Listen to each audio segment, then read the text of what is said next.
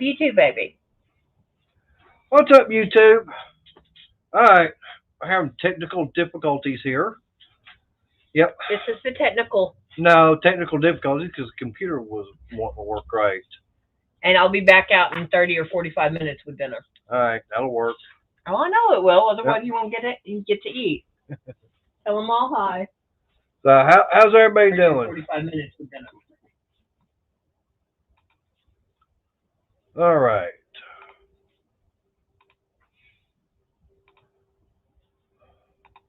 Just give me a minute.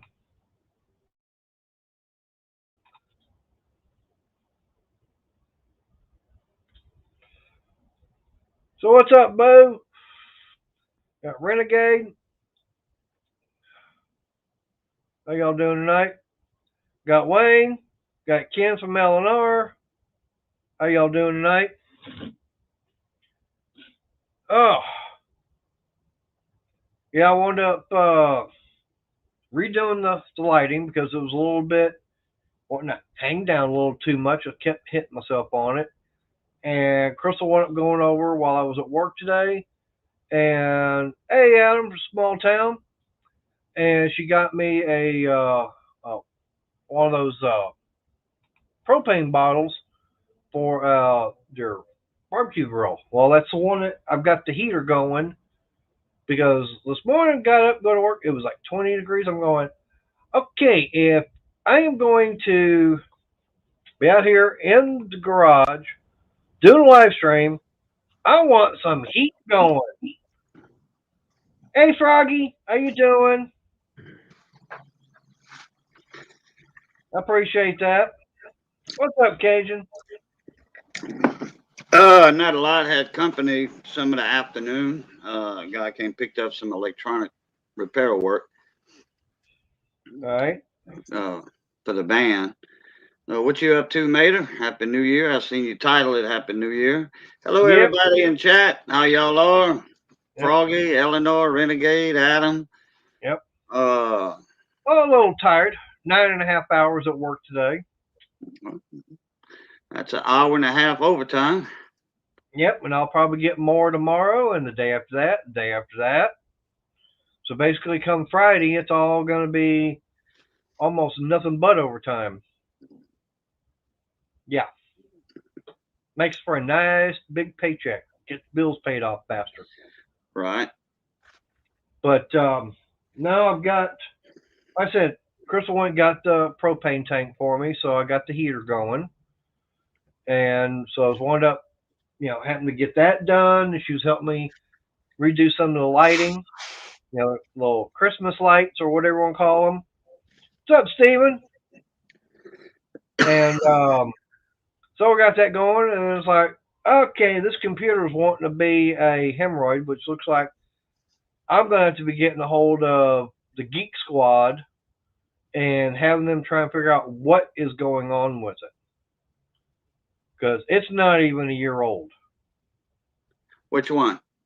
My new computer. What's it doing? No, not doing. Well, for one thing, it's wanting to turn off by itself without me even telling it to. And then tonight, I got to try and turn it on. It wouldn't even want to come on. The only way I could do it was literally unplug it from the back of the back of the computer, plug the power cord back in, then it'd want to start up. Huh. Well. What's up, Fish? Yeah, you're right. It's not even a year old. Hell, it's not even 5 months old. I'd have to go back and look as far as when I actually got it, but yeah, it hadn't been that long. 4 months.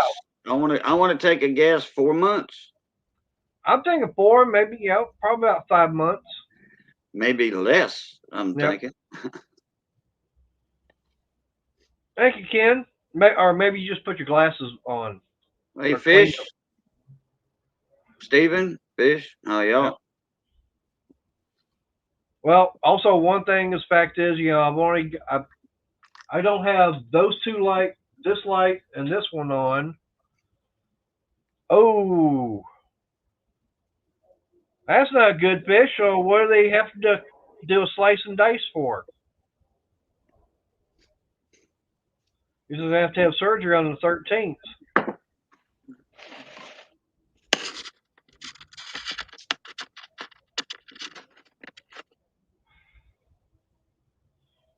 But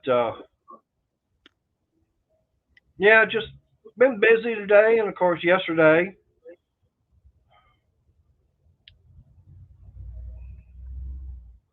Ah, well, why do you want to have them taken out? Why don't you just leave them in?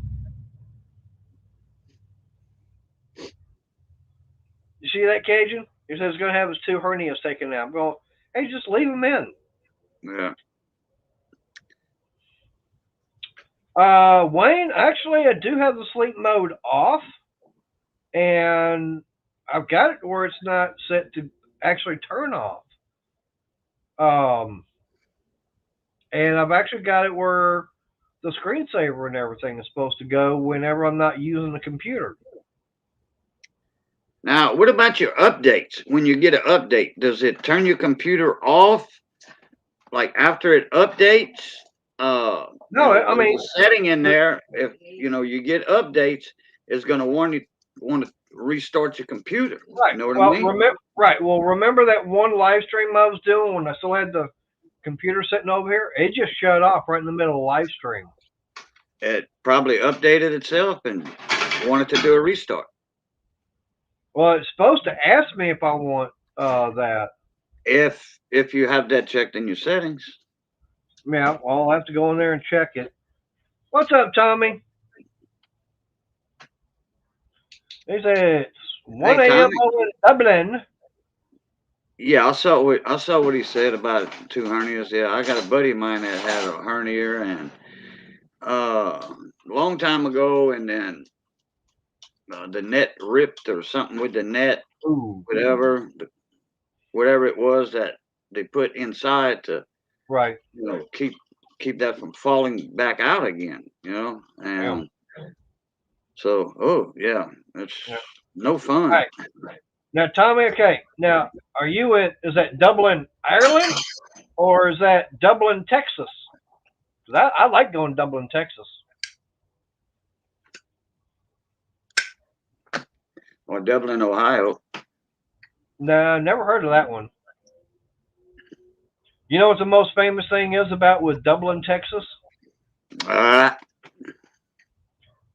It was at one time the oldest Dr. Pepper bottling plant in the world. Wow. Yeah. And it was the only one that still used imperial pure cane sugar. Plus, just on like, top of that, they were like the old Cokes. Yeah. The old Cokes used to use cane sugar. But they were also the only one that had the 10-ounce returnable bottles that they would fill. Right. And the only way you could get a case of that was you literally had to bring in a case of empty bottles. Yeah, that was the only way. But now they would do it in a 8-ounce disposable bottle, and then they would also do it in a 12-ounce can. Now, the little bottles and cans, they were actually bottled and canned at a different plant because they didn't, the one in Dublin didn't have the equipment to do it. They only had the equipment for the 10-ounce returnable bottles. Mm-hmm. But the biggest problem is that they were putting on there, saying it was Dublin Dr. Pepper because they were the only one that was still using imperial pure cane sugar when all the others had switched over to, the high fructose corn syrup. Yeah. So the guy that was, running that Dr. Pepper plant, he basically told him, no, I ain't switching. I'm using what we started with. I'm going the way it was and sticking with that. And after several years of corporate Dr. Pepper wanting to get their panties in a wad and everything, and they were complaining Oh, well, it's saying Dublin Dr. Pepper. They were saying that, and they were also saying that, oh, and by the way, you're selling outside your restricted area. And they're going, no, we're not selling outside of our restricted area. Because at that time, the franchise Dr. Pepper bottling plants, they had a certain areas they could sell within. And supposedly they were selling outside of that area. And they weren't. And I found out later on, and this was after the Dr. Pepper plant finally said, fine, we're tired of you guys wanting to, excuse the language, but basically bitch, moan, and groan about it. Taking us to court, fighting this, that, and the other. They finally said, to hell with it. We're just going to shut the plant down. No more. We're not going to be bottling Dr. Pepper anymore. It's like you can take it and shove it. Well, that's what the corporate wanted, probably, for them to shut down. Yeah, but I mean, what gets me is why in the hell would you go after the oldest Dr. Pepper bottling plant in the world? That is so stupid. Yeah, well, it's called the power of the dollar. Well, to me, they lost a lot of money since I don't drink Dr. Pepper anymore. They can take it and shove it where the sun don't shine. What's up, William? Thomas? How y'all? But, man, I tell you that was some of the best Dr. Pepper you could ever get. Mm-hmm. And I know that years, before the plant shut down, Dr. Pepper said they came out with, I think, their 120th or 125th anniversary, and they were selling, they were making it, they said, with sugar.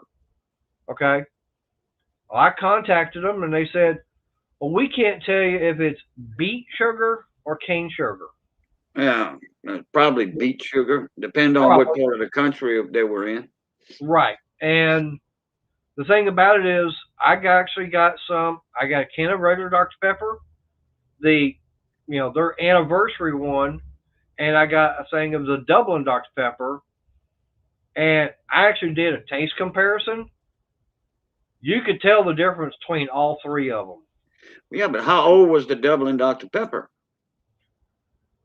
As far as when I bought it? Yeah. Now, you talking about the plant itself or the can of Dr. Pepper I got from them? I'm talking about, did you have an old Dublin original Dr. Pepper can or bottle? Mind you, this was when they were still in operation. So it was all fresh. Oh. Yeah. Okay. Oh, yeah. So, this was, like I said, this is all before, Dublin Dr. Pepper, now it's known as the Dublin Bottle Works. But, yeah, I mean, probably what I got from them was probably a month or so old. But that bottling plant started like, what was it, 1887? So I think it was like the first one to be franchised. And the weird thing about it is, where Dr. Pepper plant is in Waco, which is where it started at, that's not even their original plant. The original plant is no longer. They actually moved to a different location. Yeah, they got an old bottling plant here. I forget if it was Coke or Dr. Pepper. I know they did Yahoo too, though. They did several soft drinks. They did Yahoo, that was for sure. In Kaplan, they had an old Yahoo plant. The chocolate drink. Yep. Yeah, Yahoo and Kaplan. They had one here in Eunice, and I want to say it was Dr. Pepper. That they did. But Tommy, no, Dr. Pepper, that was a big rumor about with Dr. Pepper, saying it's supposed to be made with prunes. Prune juice, but no. Yeah. No, nutmeg is what gives Dr. Pepper its flavor. Yeah, because there's like they say 13 ingredients. Ingredients, yeah.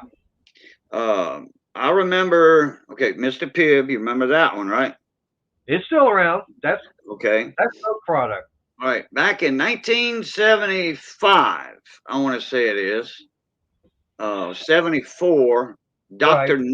Doctor Nut came out. Yep. I remember Right. that. We had those in the Coke machines at school in junior high. And I want to say I Right. was 74, 75. I was in junior high at the time. Right. And Dr. Nut, but it was just a spinoff of Dr. Pepper. Yep. You know, but they called it Dr. Nut because nutmeg is the spice that gives it that flavor. Yep. Well, it's just like HEB. They, of course, Walmart and all the other stores, they've got their own version of it. But now I will go to HEB and I will buy the Dr. B, which is basically their knockoff version of Dr. Pepper.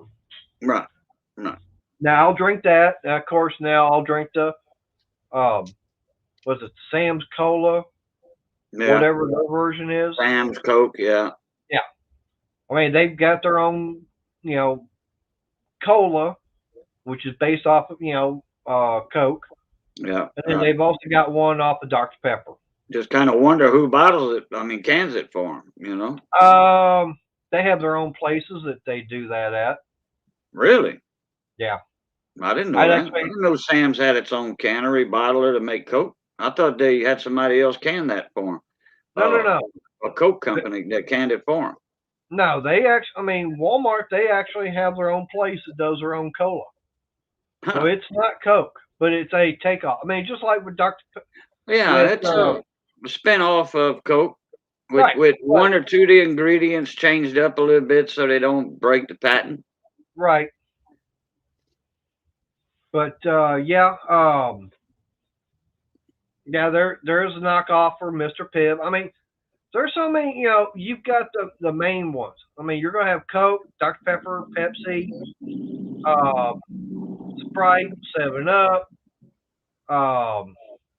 as I say, Mountain Puke. Uh-oh. Hey, Miss Crystal. Yep.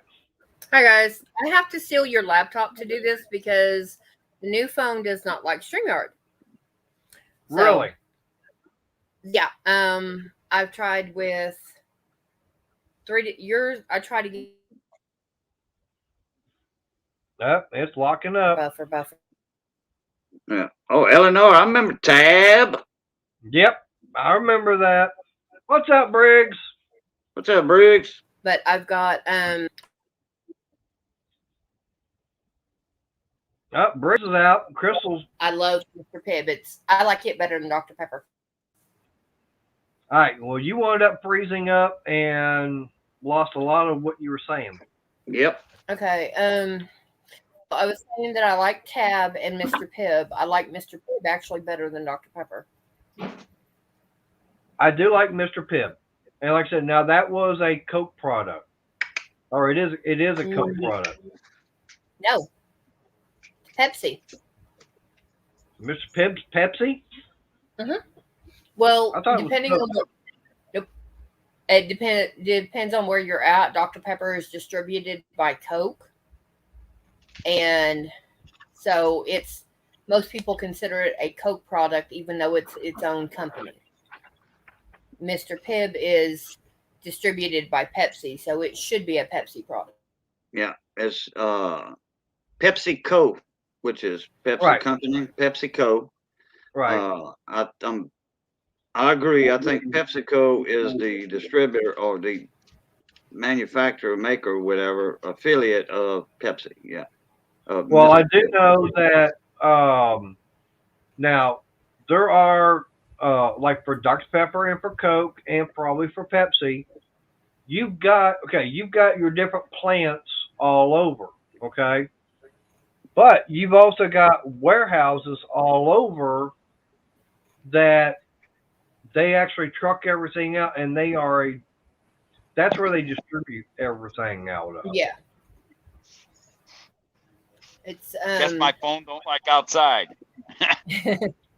But yeah, Dr. Pepper is trucked to the Coca-Cola warehouses in Oklahoma, and that's why it's distributed by Coca-Cola. Well, it should be distributed by Dr. Pepper warehouses. Because I know in Corsicana there is a Dr. Pepper distribution center or warehouse. Who do you think owns Dr. Pepper? It's Schweppes.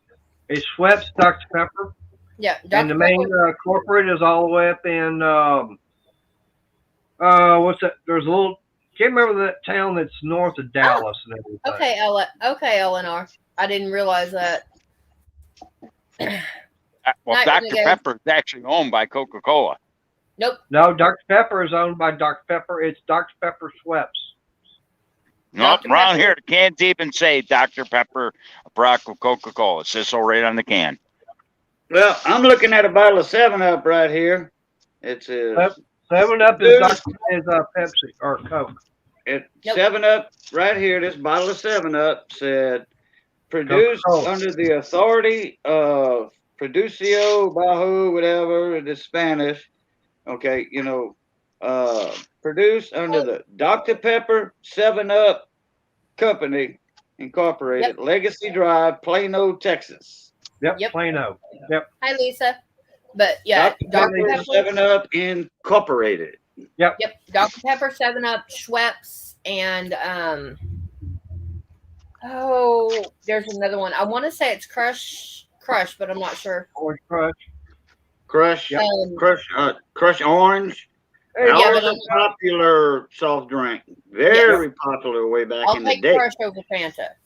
But Dr. Pepper, 7-Up, and I want to say Crush, I'm not 100%, are their own company, along with the Schweppes ginger ale and stuff. That is their own company. You have Pepsi. They're all right now. Pepsi is Pepsi, Mountain Dew. You got Pepsi, right? And, Mountain Dew. And Code they Red. have. Well, no, that's part of the Mountain Dew line, so it stays there. I know. Code Red is Mountain Dew. Yes, but Pepsi and Mountain Dew. That was the other one, Eleanor. It's Dr. Pepper, 7-Up, and Snapple. They're all the same company. Yep. But like I'm saying, Dr. Pepper is not owned by Coke. Coke owns. They got Coke distribution rights. Right. Now there are places. There are going to be There are going to be different places that distribute. Hi, back your stuff. Yeah. Okay, Andrew Thomas is saying that Crush is owned by Coke, so Fanta is a Pepsi product. One is Coke, one is Pepsi. Right. And now, do you know how Fanta came about? No, but we'll get into that in a minute. Okay, you have Coke, their diets, and Sprite, and Crush. The Powerade, the vitamin water is all Coke products. Gatorade is a Pepsi. Gatorade, Mountain Dew, and Pepsi are their own products. Those are all distributed by their own makers. Yeah. Well, it may not be bottled by Coke, Eleanor, but it is in Oklahoma. This is what I'm talking about because I've got 15 years in retail and dealing with the vendors on that. Is who distributes Dr. Pepper in Oklahoma is Coke. And I like Code Red, but some days it don't like me. Now, we also have RC Bottling Company, Royal Crown Cola. They've got, I forgot what else comes under their label. But there are 4 soda vendors in Oklahoma. Pepsi, Coke, Snapple, and RC. Dr. Pepper is a Coke distributed product, even though it is Snapple, it is part of the Snapple brand. Right. Why they did that, I have no idea. Yep. And Tommy's got it. Yep. Fanta was a German drink. Yeah. Yep. And it actually started in World War II because Coca-Cola, there was a Coca-Cola plant in Germany, okay? Mhm. So Coca-Cola was not sending the ingredients over to Germany in World War II. So what they wound up doing at that time, the Nazis, German, whatever you want to call them, whoever's running it. Hey, Blake, I haven't seen you in a while. Hey, Blake. They basically say, okay, fine, we'll start our own company up. Mhm. And they started doing all, the fruit drinks, which is what Fanta is. Yeah. And then after World War II was all over, Coca-Cola bought it out. Mm-hmm. Because they were using the Coke plant that was there. They basically just bought the recipes and kept everything going up. Hey, A&D. Hey, A&D, how you doing? But hey, A&D. Dog tired, hello. Well, yeah, I mean, it was all, that was all started during World War II. Yeah, when World War I. Because Dr. Pepper makes 7-Up too, And Dr. Pepper makes 7-Up in RC Cola. No. Yep. No. Oh, they don't? I'm looking at a can right here. Would you like to read the label? Now, does it say says right here. By? It says, where is it here? Bottle produced by Polar Beverages, Worcester, Massachusetts, under the authority of Dr. Pepper and 7-Up, Legacy Drive, Plano, Texas. Yep. That's what my 7-Up bottle says. Yep. Okay. Plano, Texas. Then that particular one that you have is sent from, is bottled up there and then sent out under the Dr. Pepper company. Yeah, produced by, made by that Polar bottle. Beverages. In other words, like Polar Spring Water. Right. And I don't know if I can get close enough, but that's what it says right there on that can. Is that RC Cola? I'm not RC Cola. RC Royal Crown Cola. Royal Crown. That's a founded in Louisiana. Yeah. Yep. See, I could go there and dig out one of my bottles, but I'm not that worried about it. Because RC Colas and moon pies, like Eleanor said, that was a treat down here. Moon pies and RC Cola. Yeah, see, and I'm doing nice black tea, so. Yep. I'll give you an even better one. The bottling plant on 2nd Street in Elmira, at the top said Coca-Cola, and Pepsi, but use that plant to bottle their beverage at the same plant. Yep. Yeah, it just depends on what bottler or cannery, whatever you call it, bottler, canner. On what factory it is. What they are contracted to do. Oh, yeah. No, the local guy here owned the Pepsi and Coke plants, and he closed the Pepsi plant and merged them into one. People were having shit fits. Yeah.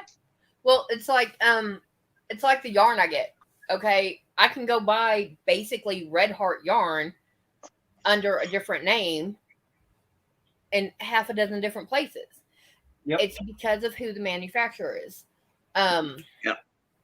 The Mandala yarn, the one that Missy was using on that blanket where she got to it so far out and it stopped colors.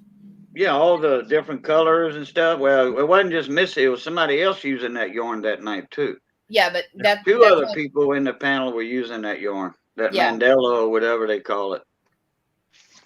Yeah, what I call the striping yarn because it goes. Yeah, striping yarn. Yeah, right. Okay, I know of 2 different labels that yarn is under. Mm-hmm. One of them is the Mandala, and one of them is a generic, and you can buy it at knockoff stores, left, right, and sideways. You buy the Mandala for $6 at Walmart. You pay $2 less for the. Oh, I get it on a website. I get it off a website, and it's $2 cheaper. Yep. And who's Hector, Eleanor? But my buddy Hector Coins and Interest, Probably. or somebody else. But sorry, daughter. I mean, yeah. But that that's the one thing And what's real funny is at one time, Coca-Cola had the opportunity to purchase Pepsi outright because Pepsi was about ready to go out of business and fold, and they wound up changing a few things, and they actually came back. But yeah, the fact is that Coca-Cola actually had the opportunity to actually buy them out at one time. Didn't Pepsi do that chapter 13 or 11, whatever, where they refinance until they get 13. back on their feet? Probably 13. No, it'd be chapter 7. Chapter what? 11? It's either chapter It's the 11. one where you refinance, you just give so much to your debtors, your whatever, people that you owe, they can't take over, do a hostile takeover or whatever. Chapter 13. You gotta pay them so much, and then once all that's paid out, then you're out of that chapter 13, like Briggs said or whatever. There's a few companies that did that, to get back on their feet, so to speak. Yeah. What's up, Brandon? All the car companies did it. Everyone. Brandon. Yeah. And the when they did the bank bailouts. Yep. Yeah. That was basically the same thing. But yeah. Keurig Coffee owns Dr. Pepper. They might be part of it. Yeah. I didn't know that. Yeah. What's up, What's a Wonderful World? Where you going, Brandon? I met a lady 25, 30 years ago. Not quite 25 years ago. And she was from Arizona. And in Arizona, Dr. Pepper is Pepsi. I was like, okay, well. But her doctors literally told her she needed to lay off the Dr. Pepper. Because she was drinking, she went to bed with a 1 liter bottle beside her. When she woke up in the morning, she finished off the last about that much of the 1 liter, went to the ice box, got ice in her cup, and used another 1 liter to fill it up. By noon, she was on her 3rd liter of the day. Dang. Yeah. Too much caffeine and sugar and whatever. Artificial sweeteners and flavors.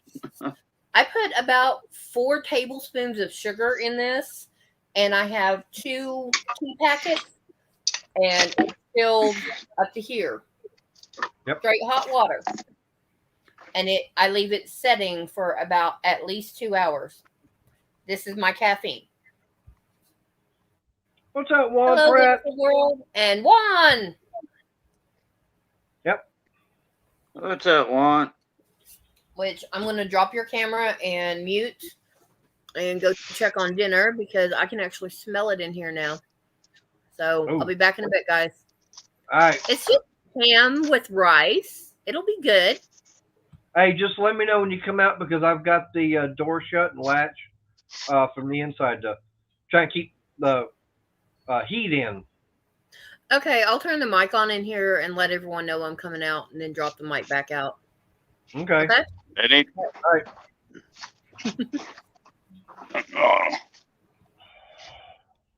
Time for the juggle. Yep, that's what we were talking about earlier, Brandon. It depends on what area, whatever is in. That depends on that major bottler in that area. Yep. Because they tooled up to do it. They have all the equipment to do it. All they need is the recipe, and boom, that's it. They can bottle it, and it comes out of that bottling plant, just like that 7-Up bottle I got here comes out of Plano, Texas. bottle under the authority of Dr. Pepper. But read a little closer, Maynard. More, not Maynard. Cajun, you might want to go further up. It might say it's bottled because that can I looked at. I'm looking at a bottle that says right here, produced under the authority of Dr. Pepper 7-Up Incorporated, Legacy Drive. The one, the 7-Up bottle I'm looking at, but can I'm looking at, says it's produced by Polar Beverage, Worcester, Massachusetts. Yeah, well, that's the area you in, so that's the bottler in your area. Plano, Texas is the bottler area the main bottler in my area. I'm not far from Plano, Texas. I'm right next door in Louisiana. I'm a lot closer to Plano than he is. Yeah, but the Coke can, for instance, says, let's see here. Hey, in Atlanta, Georgia. Well, Atlanta is where Coca-Cola started at originally. Yep, it's actually canned in Atlanta because they don't make any soda pop in my town anymore. They used to. I believe.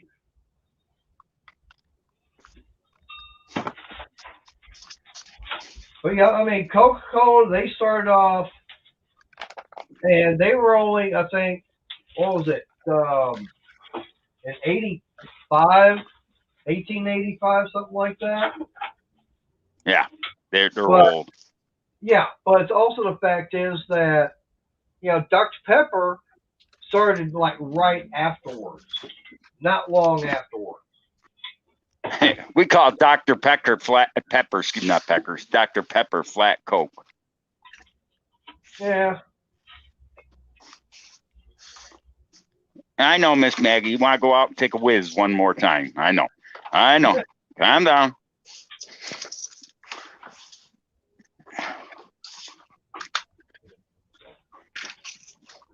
But yeah, I mean, like I said, it all just depends upon where everything is. I mean, that's the weird thing about with the soft drinks and everything. It's like I said, it just depends on the company.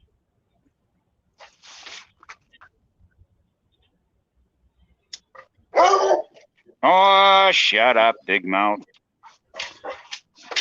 The world don't revolve around you, little girl.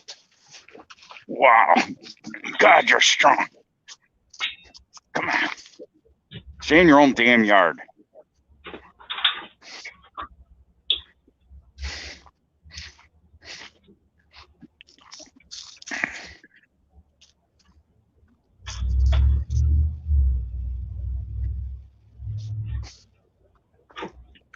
Oh, okay. So what else is everybody up to tonight? I'm just toting this toothache still. Are you? Nope. Come unhitched and let loose of me. I got a pair of pliers to that.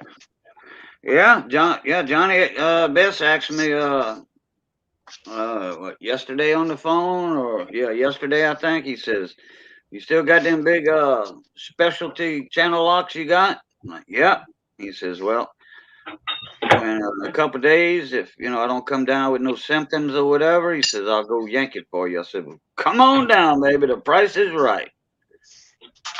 Hey, Cajun, I can yank that tooth out. Come on over. I'll get it out. Hey. No, Johnny's going to be here. Is it broken off? Or is it just a little?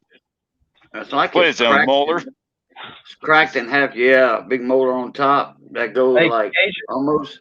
I think that's the one that goes right at my sinus cavity. Yeah.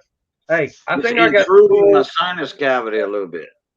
Hey, go to your dentist. I got the tools to get that tooth taken care of. Yeah, that's it. Go to your dentist. Briggs, I don't have $150 to $200. Wow. That much just to go see the dentist? Or the jaw? No, it's wood metal. Wood metal. I've got. It's not turkey. I've got something else, and what I do, I take a swig and I hold it like that. I'll hold it on that tooth to numb it. Right. It's good for about 20 minutes. You know what else works? Another little swig. No, I'm serious. Is there a hole in the tooth? I'm an expert at teeth. No, I can stick a toothpick in there and all, and I mean, yeah, I had a filling in there, and the filling fell out. Okay, that's what I need to know. You want to stop it for a while, like over 24 hours?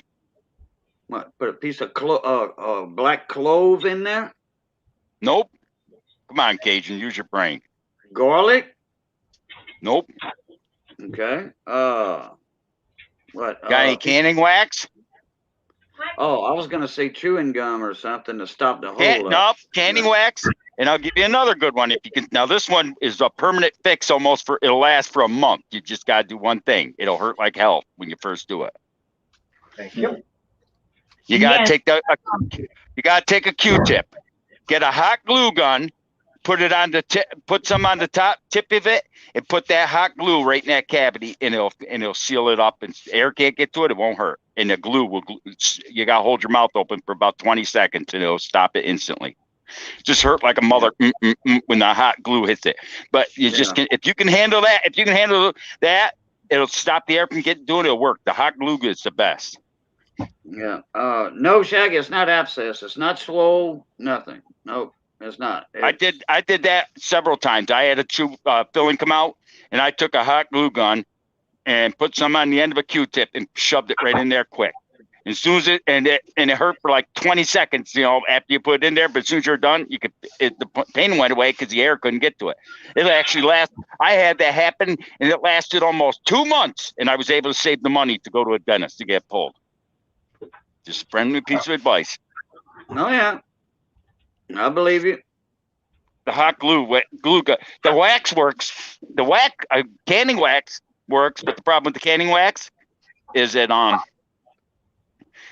falls out after a day or two when you drink or eat or something, but the hot glue actually sticks into the teeth.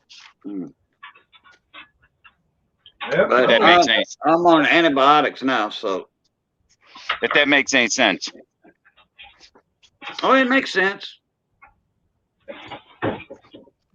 Who is that Mr. Riggs? Oh, is that Patrol. 710? That's 710? No, because his is Rigged Gaming. I don't know. Somebody else. Oh, I had a girl on yesterday's stream. I don't pay women to appear with me there, Mr. Riggs.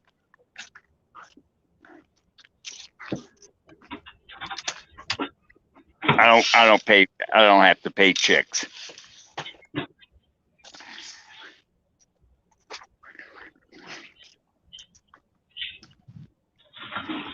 Contrary to popular belief, I don't have the problem.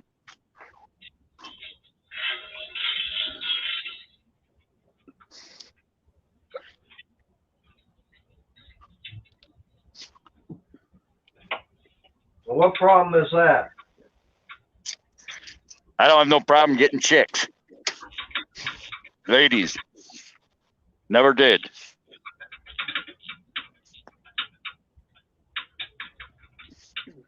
Might get a headache from a couple of them and walk away, but I don't have a problem getting one.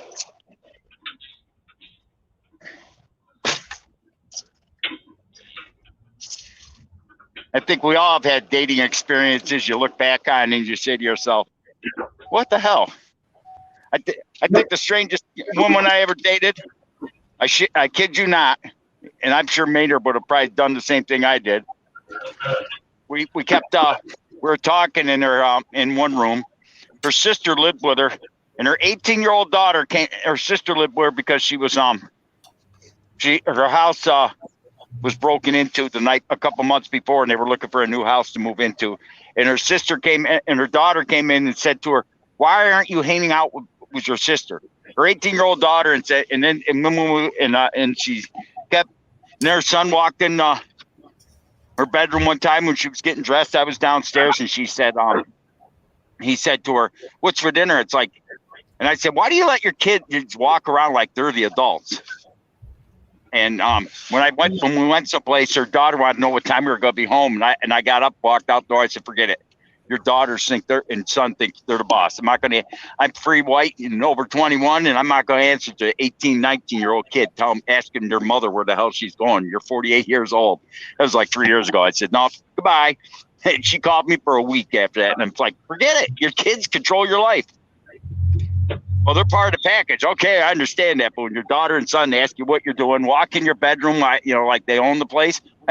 Sorry, that's where you need to learn to be an adult, be a parent, not a child with your own kids.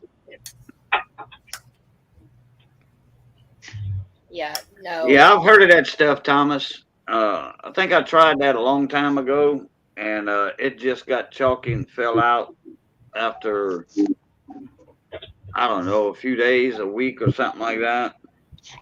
And this stuff ain't cheap. But a hot glue gun works great. Yeah, well, like I said, I've got my antibiotics and my pain meds, so good to go. Yep, I'll be honest. Hey Anna, how you doing? Happy New Year, Anna. I quit dating for a while because my ex was an ass, and first year we were apart, he actually tried to sabotage me, and I had 3 VPOs put out against me. I've seen that crap. Oh no, it's hilarious. He put one against me. He said I was beating the children, and my son was just over a year old. I had the DHS worker come in. I asked for an explanation. They said, you beat your son. He has a bloody bottom. Oh. I looked at him. I said, "Do you want a fat lip?" And she goes, "No." I said, "Then don't accuse me of doing something like that again." And I said, "Well, they have to investigate." I know. I said, "You have to investigate." She goes, "Are you threatening me?" I said, "No, ma'am. That's a promise." I said, "Because there's a difference." She goes, "Why? A threat will get me in jail. A promise is if you do it again, I will deliver on that promise." I said, "You're not doing it again." And luckily I had just changed my son, so he had a clean bottom. I said, "I'm going to call him in here, and I'm going to lay him across my lap, and I'm going to show you." Because the complaint was less than 2 weeks old. So I think he was 15 months old. On a child that young, it's going to show. Even if you just pop their bottom, they're going to be red for at least 4 or 5 hours. Or someone that's 5 or 6, you pop their bottom, they're going to be red for 20 minutes and go on. I laid him down and I showed him. I said, "There are no marks, there's no red, no nothing." They said, "Okay." But because of my financial situation, I had to go through, it's called Chubbs, and I forgot what it is, but basically it was to help me learn how to be a parent. And I looked at him, I'm like, "Okay, what do I have to do to sign off on this so I can get you out of my house and out of my life?" She goes, "Go through this program." I said, "Not a problem." Lady came in. She said, "Do you beat your kids?" I said, "After about the 40th time, I will slap their hands away from the electric socket." She goes, "Oh, you're good."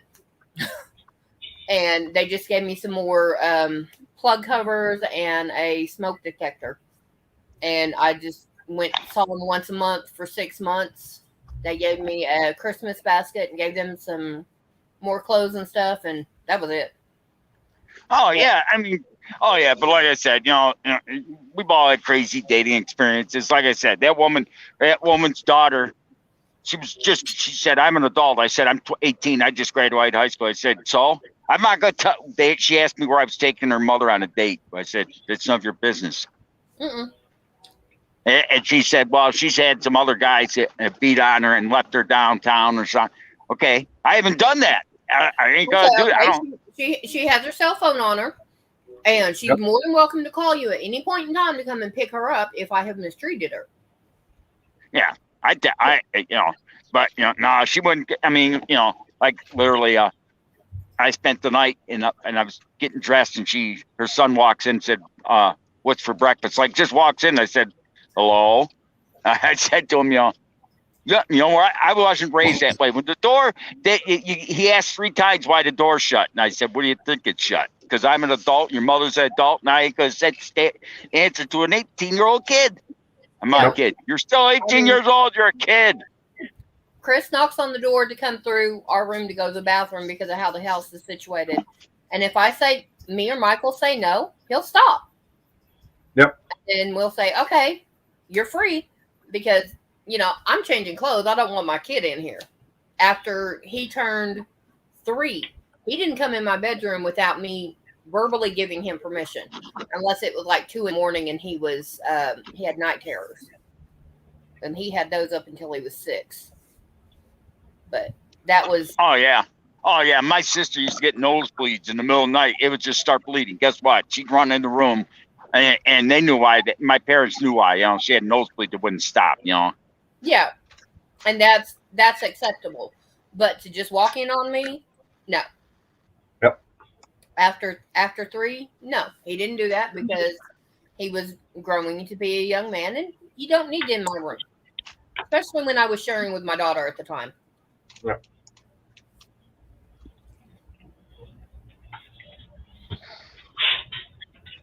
Yes. Yep. Her daughter questioned me what this, question me that, and you try and do anything, they question you. It's like, you're 18. One was 17. One was 8. No, one was 18. One was 19. I said, you guys might be adults legally, but it still don't give you the right to walk in your mother's bedroom. No. One, you're asking the wrong person on that. Now, what's he asking? What's Mater eating? We had ham left over from New Year's, so I cut up some of that and heated it up. Then I got the Knorr rice sides. I got cheddar broccoli and chicken. Put water in as soon as the meat was heated all the way through. Covered it in water. Dropped the rice in. Put the lid on it and walked away. And pulled it out, put cheese on top, and there you go. Yep. You know what I get kicked out of? I see a lot of in today's houses. I don't know how it is in your house, but I was that way when I was a kid. But I knew a woman that used to ask her kids what they want for dinner, and she'd make them both a separate meal every night. And I'm like, oh my God! I just shook my head. She goes, "What's wrong?" I said, where I come from, my parents decided at the last minute. It was usually French fries and hot dogs. The whole, when you got 6 kids, you make what's easy. Once in a while they make meatloaf, stuff like that, tuna casserole. Well, I don't want that. Then you wouldn't eat. You'd starve. Yeah. Yep. See, that's what it was in my house. Yeah. The only thing I would not eat growing up was beans, period. Because my grandfather was he said, "I'm going to cook beans. I'm going to eat them." I ate them one time, and I told him, I said, "I don't feel well. I don't feel right." He said, "Well, you're going to sit there and you're going to wait 10 minutes before you go anywhere to make sure you eat those beans." I looked at him and said, "Grandpa, I'm going to throw up." Went all the way across the table. He proceeded to bust my butt. And as soon as he picked me up, he got 2 swats in, turned me around to face him. It went down behind the bib of his bib overalls. And after that, I cannot eat beans. It doesn't matter if they're white beans, pinto beans. Well, there's some of them I can eat depending on how they're done, because I have had some black beans and they were done where I could eat them. But most beans, huh? No, I'm saying the rule in our house was you had to try it at least once. Yeah. Yep. And I mean, I'll take a spoonful, and you'll see me wait to try it before I try anything else. And but After that, most beans that are boiled on the stove, I cannot eat. Yep. Well, Well, it's just like, try it once. Right. Well, I was gonna say, with Crystal growing up and everything, there was one thing that is to me a traditional side dish for Thanksgiving, and that's cranberries. And Crystal admitted to me that she only had the kind that came out of a can, and she did not like it at all. It was like, nope, nope, nope. And when I was telling her what I was going to make and everything, she was going, I don't know. It's like, I don't like cranberries. I'll try it. I said, I'll try it.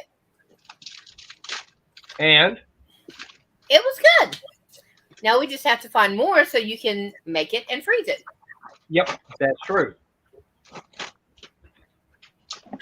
No. I mean, that's all my parents said. You try it, but don't. What made my stepsisters would try and they'll chew on it for 2 seconds and try and spit it out. My father would go reach over the plate and shove it in their mouth. No. When I mean try it, you chew it, you swallow it. You're not spitting it out like a 2-year-old. Yeah. I mean, I will sit there, I will chew on it to get the taste, and I will swallow it. But then I'm going to wait a couple of minutes, unless it is something that is so abhorrent to me. Then I'm going to reach over and get a drink or cover it with something else. But I'll wait to see how it settles on my stomach. And if What's it's up, good, Anthony? I'll endure. Hey, Anthony. Yep. No, you don't spit it back on your plate when everyone's trying to eat. That's disgusting. Nope. And the thing about it also is that she has never had turkey the way I cook it. Depends on how you cook it, whether I'd eat it or not. Well, I'll put it like this. When we wound up pulling it out of the oven and everything, I literally reached over, grabbed the breastbone, pulled it, and there was no meat whatsoever on it. Yeah, and you know the ones that have the thermometer in it? Yeah, the pop out? Yeah, the one that we cook.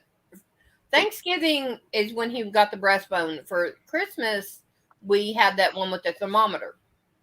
I reached over. He opened it up. I reached over and grabbed the thermometer. It started trying to take a chunk of breast meat up with it. Yep. Because it was off the bone. So, yeah. I mean, you just have to, you'd have to try it. If you like it, cool. If you're not a fan of turkey, I'll make some ham and we'll go to town on that. Yep. Yeah, my father was real strict on that because he grew up poor. He knew what it was like to waste food, and you couldn't afford to waste food. He said, when I grew up, it wasn't so much he grew up poor, but my grandpa worked on the railroad, and my father was. What's that? I said the railroad was good money, depending on what you were doing. My grandpa was an engineer. You're talking the 1940s, Katrina. Big difference in then and now. My father was born in 1942 at the tail end of the beginning of World War II. There wasn't the railroad. My grandpa went almost 5 years without a full paycheck. He's like he got 20% of his paycheck. But now after World War II was over, they started paying the railroaders. My grandfather had. And I saw the stub. I got it in my house, as a matter of fact, because it was part of my father's paperwork. My grandpa got paid after World War II, his back pay, $75,000 in 1951. $75,000 in 1951 was a lot of money. You're damn right it is. That was a shitload of money, right? That was time. 2 houses. Who are you kidding? Yeah. Shit, and 3? 4 cars. So 3 houses. Hey, 2 houses completely paid off, and you and the wife a car. That way, when she kicked you to the curb, she had her own. My grandma wasn't allowed to drive. Well, yeah, I mean that's how my grandmother was. She didn't drive. When my father passed, 33 years ago, she still wasn't allowed to drive. My grandma was a housewife. That's what it was back then. Yeah. And I mean, they went through the Depression and everything. He served in World War II because he was making moonshine and selling it. He had a choice, either serve or jail. He served. I wish they'd do that today. Please. I know quite a few people that need it. I wish they would. I mean, I said before, it's like I'll give you an example. It's like I'll tell you, my group's got what they call the Western Mara Community Group. Okay, people post stuff on there, rummage sales, things going on in the community. I kid you not, this woman posted online. There was this strange guy walking down Church Street today, and she said he was going up to businesses and looking in the windows, and then kept walking down the street. And I said, okay. And the former mayor of the city, which is not part of my town, says, oh, that's trespassing. I said, I went out there. I said, how is that trespassing? There's a public, believe it or not, there's a payphone on that lot. Okay. By law, even though that business is closed, I could go up to that payphone and use it 24 hours a day, 7 days a week. Once they sign that contract for a payphone, even if I was trespassed from that business, they could not stop me from walking on that property and using that payphone. He was on public property. Yeah, he was on the sidewalk it ain't public property. It's private property, but if it's open to the public, there is no law against them walking by and looking in the window. And and I said, and like all these things, it's like some people agreed, she was doing the right thing. I said, right thing, she was being nosy. That's plain friggin' nosy. I said, I've lived in this town 53 years. I've never seen such nosy people. It's like, mind your own business. Unless you saw them steal something or alarm went off or something, it's not really your business that they're looking. It's called window shopping, but they were closed. So what? You never window shop? Yeah. There's nothing illegal about doing that. The one building business she looked in it seemed weird. I said it was a pet store. They got parrots in the windows. They've got cats in the windows. They even got a few dogs in the windows. People are going to look in that. The other business he was looking into, believe it or not, was an Edward Jones office. But the Edward Jones office has a terrarium in the front window. It's gorgeous. I've stopped and looked at it. Does that mean I'm trespassing? No. Of course. No, he was on the public sidewalk, right? Nope, he walked in their parking lot. Okay.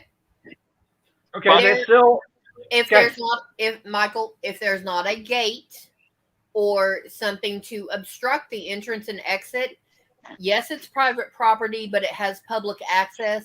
So unless somebody from the business calls and says this, even if the business called, they can't do anything. You know why? Because they don't own the building; they lease it. The property owner would have to pull. The only way it'd be illegal. The property owner would literally have to put on there no trespassing during non-business hours. Yeah. Yep. But then, but he can't do that. He legally can't do that because he tried it once because there's a payphone, and until his lease is up, they can't stop people from walking on that property and use that payphone. Yeah. Nope. Yep. Now she can call and say, if the guy was bobbing and weaving and acting like he was drunk or high, she can call police to do a welfare check and say this guy was walking and doing this, and he's acting kind of funny. But that's all they can do, because unless there is something blocking the entrances where he climbed over it. Let's just put it this way: picture a drive-in, picture an old Cape Cod style house that was turned into a gas station and later turned into an Edward Jones office. In other words, you can walk right up to it. That's what it is. Yep. Now, Briggs, is New York a stop and ID state? Nope. Then, if a police officer was to pull up on him and ask him for his ID, just like all the First Amendment audits I see on YouTube, all he's got to do is say, I need you to articulate a crime I've committed. Yeah, but the cops actually got on there and says, same thing I was saying. And then the thing, and then the woman, the old mayor of Elmira said, blah, blah, blah. And we looked at her, and someone called her the B word, which I didn't agree with, but I agreed with what they said. Look, you don't even live in this town. Mind your own business. You agree with the sentiment, not the verbiage. Yeah. Yeah. I mean, the guy wasn't doing anything illegal. He was not committing any crime whatsoever. Yeah. But I mean, that group there, I've said before, they need to stop letting people that actually don't live there. That'd be like you and Maynard and Crystal and Cajun getting on that website. You'd have no reason to get on there. That'd be like me going on the one in your area. Yep. I'd get on there. Why would I care? See the nosy gossips. That would be it. Yeah, but the comment and saying, "Oh yes, you don't live there," that'd be like me getting on your website, a Facebook group in your area, and posting when's the rummage sale. Like I'm gonna fly to Texas and go to a rummage sale. But I mean, that is ridiculous. I mean, yeah. I mean, I said to her, and then she started getting in. I said, "Look, you know something?" And her name is you're gonna love her name. Uh-oh. I'm not telling her first name, but I'll say her last name. Skidmore. Get it? Skidmore. And we used to call her Silly Skidmore because she got voted out of office. Because I'll tell you right now, this will make you really laugh. Okay. The town of Elmira is small. The city of Elmira's only got 10,000 people. It's actually 10 square miles of nothingness. That's there's just buildings and that. She actually spent her 2 years in office getting a moratorium against gas drilling in the city of Elmira. And she spent over $200,000 doing it. And I even went to a couple of city council meetings because I own property in the city. And I said, can I explain why? So our taxes went up 17% this year. And you spent $200,000 putting a log so they can't drill. Like they're not going to bring up and put an oil derrick up in the middle of downtown Elmira, you dumb idiot. Seriously, who's going to do that? That's true. Governor Derek in front of the state capitol. Hey, Briggs, the only one I can see doing that is someone that's got a lot of money and no sense. Yeah, but they won't let them anyway. It's like there's no way. That'd be like me trying to open up a brothel in a porn house across the street from a high school. Come on. You ain't gonna get it done. What's going on with your neighbor's fire? Yeah, what's going on with that? The house that apartment building that burned. They tore it down. Yeah, I know, but I mean, has he come back and done anything about it? Oh yeah, he came back. He's already been in town. So what's he doing? Because they demolished it within that certain amount of time. Well, he went out and bought 18 used cars and parked them on the lot, so they can't do nothing. That worked? He said, "I'm not selling it, so they can build a meat market. They're gonna file intimate domain." And he says, and then he's got him over a barrel. He says, "Well, I'm gonna tell you something. There's something you guys don't know about that house that you tore down in the backyard. That used to be a gas station in the backyard. In the ground out there is 500 gallons of heating oil." He says, "If you go back there and take my property, I'm gonna take an axe and punch a hole in the side of that oil tank." Ooh. Dang. Yeah. Hey, Dano, how you doing? Go for it. And is it still got heating oil in it? Oh yeah. What's that one? You would like to see me on MMA, whatever MMA is. It's What's that ultimate fighting stuff? Yeah. I ain't no fighter. I don't know what it stands for, but I know it's that bare fist fighting or some kind of fighting. Mixed martial arts. Yep. Well, we have Actually, Juan, in New York, we got a thing called the Tough Man Contest, and it was basically you'd get up on stage, bare knuckle, and challenge somebody, bare knuckle, and guess what? I was the champion. I was champion in Chemung County 3 years running. I'm a bigger badass than you think. Come on up. I'll take you on. Well, no, I'm just. This is mixed martial arts. You're in a 8-sided cage ring. Oh yeah. This is just bare knuckle fighting. In other words, it's like Mater wanted to come up and fist fight, and we did it, and we were the last two standing. It's $10,000. I won it 3 years in a row. You're not allowed to kickbox. You're allowed to fight dirty. Oh, MMA, you're allowed to, anything goes. Oh yeah, no kicking. You can't. I mean, you can't kill them, but like you can kick someone in the family jewels, and you can kick someone in the stomach, punch somebody in the stomach. No kicking. Nope. Yeah. 2 rules in the Tough Man contest. We used to have them down here in Louisiana and Texas. No eye gouging. No, you can't pop nobody eyeballs out. Oh, you can't do that. And you can't kick them in the kahunas. Yeah, they stopped that. They stopped the kicking in the family jewels because because too many guys like me were going up and said because I said I can prove I don't care how big of a man you are. If someone takes a knee and hits you in the family jewels, you're going down. Yep. Hey, Briggs, I'll play like this. I could. Hey, I'll play like this, Briggs. If you were to put a mug of beer on your head, I bet I can make you drop every single drop of it. Geez, and I wouldn't hit you at all. Oh, how's that? I'd do like a Mick Dundee. Walk up and give you a great big old kiss on the lips. I guarantee you drop the whole thing. And I'd drop you too if you tried, because I don't roll that way. Well, like you would spill your beer. You would spill the beer. Spill your beer. Oh yeah. Believe me. No trouble with that. I think you'd have. There's only one problem with you doing that. What's that? I think Chrysler would run from you after that. She wouldn't want nothing to do with you if you kissed me. Well, like I'd be winning the bet of making you spill the beer. Oh yeah, I'm sure you would, but I think you'd be looking for a new girlfriend if you did that.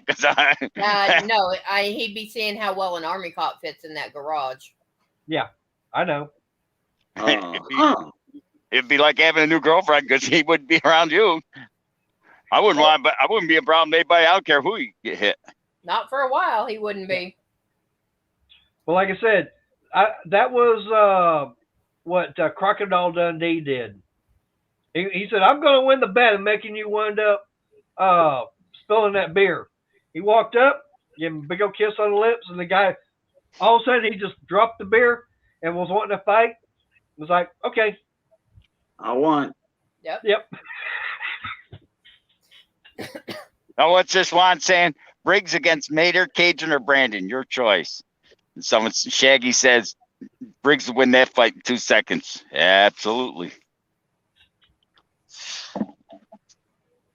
Because I fight dirty. Well, I fight to win. I'm not gonna lie, I fight dirty. Oh yeah. Hey, you know something? Most men do fight dirty. Come on. Let's be real here. I'm gonna admit I do too. Women fight. I know ways of making a guy go down on the ground in lots of pain. All I gotta do is hit him in one particular spot. And I ain't talking about in the groin. Yep. Near mine. I got 2 spots I'd like to go for, and neither one of them are the groin. Yep. Adam's apple's one of them. Nope. Exactly, Eleanor. I wouldn't touch you there. Nope. The Adam's apple is not where I go for. Nope. Because of my height, the majority of the people that have come after me are shorter than me, so I have to adjust for that. Oh, I told people what I did in the ring. I didn't have no problem. It's just how bad it's quicker to draw. That's all it is. Yeah. Yeah, but I have to adjust for the height difference because of how tall I am, how big I am. It's most people are shorter than I am. When you're a damn man that was supposed to, you're a damn woman that's supposed to come out. Man, God said mixed up in the middle and said, "Whoops, we want this to be a man, a woman." Oh no, I'm an Amazon, honey. There's a difference. Yep. Yep. Amazon. Yep. I will admit that. I will take that, and I will wear it proudly. I have for years. Just like the what those men and women? Well, the women especially. Bob Barker was scared to death of them. Samoan women.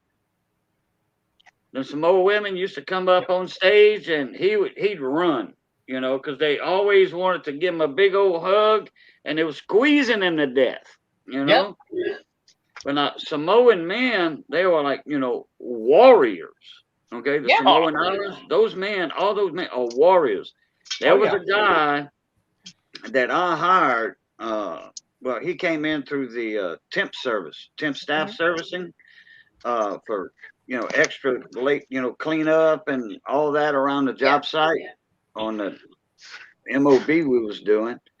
And Troy was like, "Man, that's a Samoan." I'm like, "Yeah, tell me about it." So he said, "What's his name?" I said, David Converse. Dave Converse. And when Troy got around him one time, he says, "Man, you what blood you are, what clan you are." He says, "My grandpa was from Samoa." He said, "I told you, Boudreaux." I'm like, "Yep, man."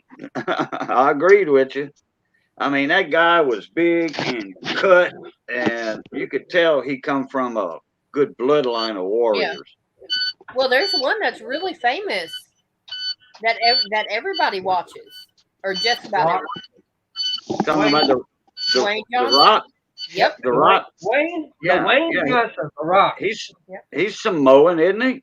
Yep. I think he's at least half. I don't know if he's 100% or not. Well, his father is, and his uncle is. Okay, well, so he's Samoan bloodline. Yeah, I know he's at least half, but I'm not sure. I think he's full. I think he's 100% Samoan. Well, his mama, it matters on his mother's side too, though, Yeah, I don't know about if mama's full Samoan or not. That's the thing. Yeah. Right. And Troy asked him, "Where do you work out at?" He says, "I've never worked out a day in my life. At a gym, bodybuilding, stuff like that." He says, "I've never did any of that stuff." Nope. If you know what you're doing, boo. I still got mine from back when I was in my 20s. And I'm not doing anything to keep them. I'm not going to the gym. I'm not doing workouts or anything else. Hey, Ragin. Oh, cool. He is 100%. But I worked in a machine shop when I was 19 and 20. I got some muscles. All right. Good night, Miss Lisa Ann. Yeah. All right. Good night, Lisa. And thanks for being here. They came in handy when his mother fell, because I was able to go in and just up where he had problems with her because he got in the wrong spot. Yeah, that too. Yeah. And but with me But with me doing what I've done, and a lot of my jobs have been physical. This is the first time I've literally sat on my tush all day and not done anything. Oh, in fact, I see Ragin Cajun said he's 100% Samoan. That guy, Dave Converse, I was talking about earlier, that was on our job site, him and The Rock, they could pass for first cousins, lookalikes. They could pass for first cousins. Except Dave Converse wasn't as tall as The Rock. Dave was probably 5'11". How tall is The Rock? Like 6'1", 6'2"? I want to say he's almost 6'4". 6'4"? Oh, I didn't know. Yeah, I gotta go. I got a dead truck. All right. I'll be right back. I'll be back. You can put the link up. I'll be back. Okay.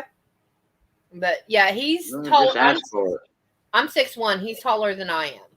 So I think he's the same height as my brothers, and they're 6'4", 6'5". Okay. So, but I'm not going to go in and look for it. I just know he looks good. But he's the kind of good that I like it. It looks nice. Yeah. But I would Right. not dating. Because now that body type turns me off.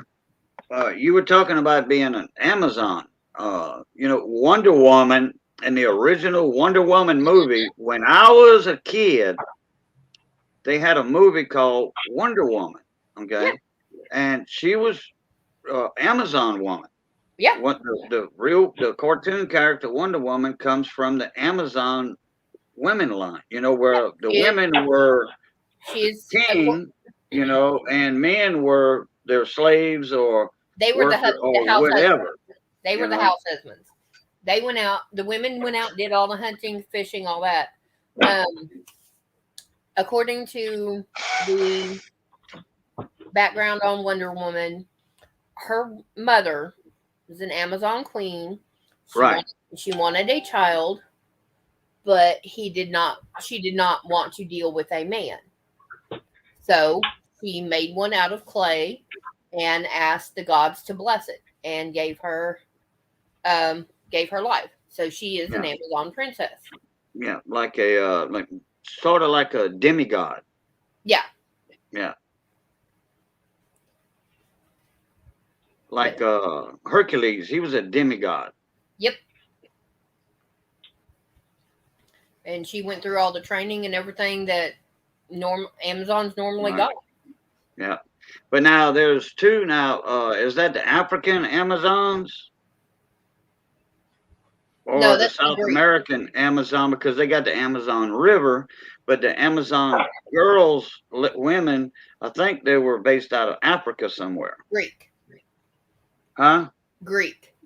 Greece? Okay, that's Greek and Roman is where the Amazon legend came from. Oh, I thought it was like across the Mediterranean on the African coast. Nope. It came from Greek and Roman. And they, some of the explorers, because of how big and wild the Amazon River is, that's how it got its name. Is because it's just like an Amazon woman. Yeah. But they were Amazonian tribe. Yep. They had called it Amazon tribe of women. Mater, Raging wants a link. Yeah, hold on. I'm going to get it for him. Okay. Yeah, but I mean, yeah, Briggs had to jump out because his truck is not working right. There you go, Raising Cajun. I just put it in there for you. Yeah. By the time Mater gets back, you'll be in the panel. I don't even know where he's at. I don't know if he opened up the door or not. So I don't know, but by the time he gets back, he'll be in the backstage waiting. Yeah, in the basement. Yeah, but yeah, all the explorers from the Greek and Roman went over there, and they found tribes that were matriarchal. Women ran instead of the men, and the only reason the women were not out hunting is because they were pregnant. So that's how everything came about in South Africa or South America getting the Amazon. Later. What? Turn around. Well, anyway, when I was a little boy, me and my sister, we went to see Wonder Woman, but it wasn't the cartoon. It was down in the jungles. That's what, and that's why I was like, oh, well, I don't know if this is South America or the jungles of Africa or what. And then my mom, she was going to work, so she picked us up. My dad was driving her to work. She picked us up at the movie theater, and she walked in, and there was a bunch of women running around with their titonos not covered and all. Mama says, "That's what y'all come over here to watch?" Says, "No, we came here to watch Wonder Woman, and that's the first time they showed that, and well, naturally it wasn't a cartoon anyway." So we walked out with my mom, and my dad was there, in the car waiting for us, and dropped her off at the hospital, and then we went home. There was nothing said about that later about the women being, bare-breasted, so. Honestly, with the weather, climate down there, you can't blame them. Yeah. What's up, Raging? Yeah, just driving, enjoying life. Where you at now? Georgia, headed to South Carolina. What? All right. I'm gonna pass right by LNR because he's in North Carolina. Yeah. Hey.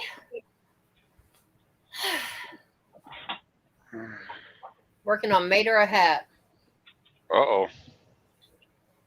Well.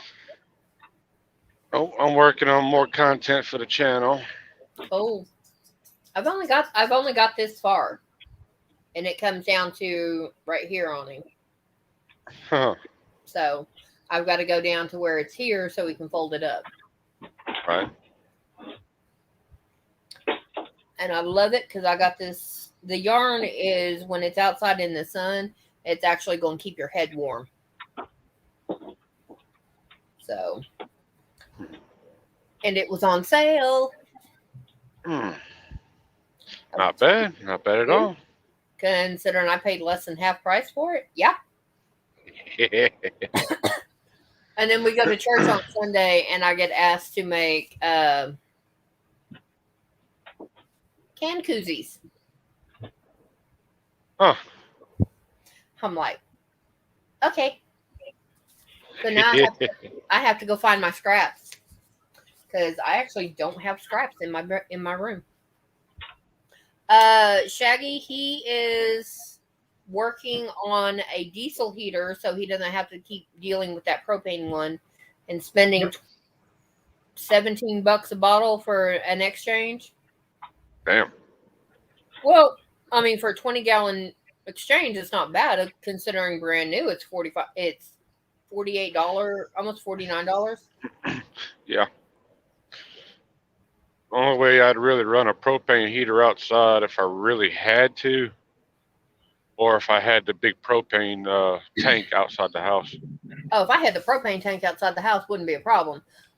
Steven, I do not have a preference on yarn except on brands. I don't care about the brand. I prefer 100% acrylic yarn just for the simple fact it's the easiest to get a hold of. It is long lasting and there are colors way out there. There's a lot of colors out there. And I mean, that's the only thing. I will use wool. I will use acrylic wool mixes, cotton wool, cotton acrylic mixes. That doesn't matter to me. Mine is cheap and works. And acrylic is one of the cheapest out there. How you doing tonight, Kate? Raging? We're doing. That's about it.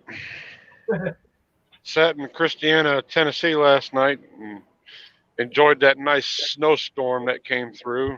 Laid down about 2 inches of snow. Damn. Luckily, it melted kind of quickly, and they got the roads cleared up because we had to pick up a load in Nashville coming down to South Carolina today.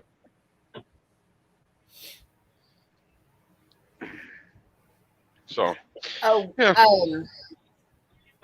Steven, on that, it's the velvet yarn, the chenille, the blanket yarn, because I hold it like this. Well, because I hold it like this and how it runs through my fingers, that blanket yarn, it doesn't feel right. So I give it away. I've got one ball that I'm actually going to give away come Sunday. That's the last of it in my house. No, I wanted to touch on a subject I was talking about. Go for it. About the little fighting issue and stuff like that. The MMA? Yeah. Mixed martial arts is another thing, but the way Briggs was talking and everything like that. I mean, there's different types of people out there. Like if you got the kind of training I've got, because I'm former military. I'm not saying I'm a Billy Badass, because I'm not. I don't proclaim to be. No, but you have been trained to defend yourself, and if need be, you will defend yourself to the death. Yep. Yeah, that's why I prefer not to fight somebody unless they really push a button, because legally my hands are registered. Mm-hmm. And I can get in some major trouble. Mm-hmm. Kind of like Nicolas Cage in Con Air. Yep. Mm-hmm. That's exactly what I was just thinking of. Yep, straight out the service. I mean, straight out of the service, home for good. Okay. Somebody's messing with his wife, then they mess with him, and guess what? Hey, baby. And guess what? Oh, you shouldn't have turned that off. Just put it a little lower. No, it's not really. Oh, I got that fan running too. Oh, well. Yeah, I got a fan and a heater. But yeah, I mean, if you get to a certain level in regular martial arts, any kind of karate, then you have to register. Quite a bit of the guys that go through military training have to register because of what they are taught. And that's why when we go after, we pretty much go after dead blows. I mean, we're not there to mess around with you. No. And that's why Juan was in there earlier. He said between Mater, Cajun, somebody, Brandon and Shaggy, he did not put LNR rides in there. LNR is former military, and he is trained. And he's like, and Juan said, no, LNR, I didn't put you didn't put you in there because I know you're trained and I know you killing. LNR, what I mean by but Crystal, Ken is also law enforcement also. Yes. No, the military, he's law enforcement. Yes. LNR, depending on where you're at in your training, you have to register your hands as deadly weapons. And you have to do that when you get to a certain level in karate too. Yep. And see, that was the thing about with Nicolas Cage and Con Air. That's why that's why he got sentenced the way he did. Hey, Jamie. What's up, Jamie? Okay. Drive safe, sweetheart. That's all we care about. You get there safe. Yep. Yeah. Because I actually went to school with guys and mixed mowers. What's up, mixed mowers? And I was actually taking karate. I got to what they call gold belt, first degree gold belt, and there was a gentleman who was a purple. He had to register. Hey, Mick, there's the link if you want to come up. No, Shaggy, it's not a joke. It actually it depends on the person, but it is not it's true. It is a true statement. Yep. Boo, you're muted. If Mick comes up in the basement, tell him to show his face. Yeah. Okay. Mick came in last night in Ed String. Next to his name was it was orange M. Now it's a purple E. Get my drift? Yep. Okay. Well, like I said, Eleanor, it depends. I mean, that's not his avatar. Yeah.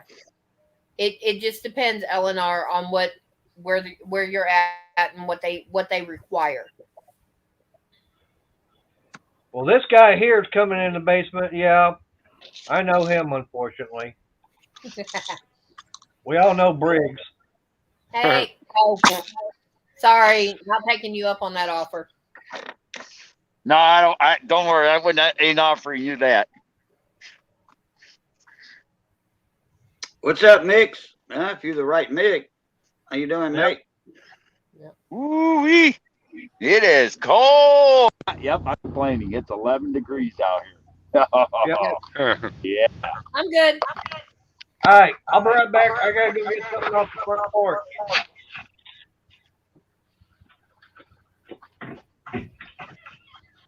Yeah. Boo, you should be able to go to his channel. Briggs is echoing. Yeah.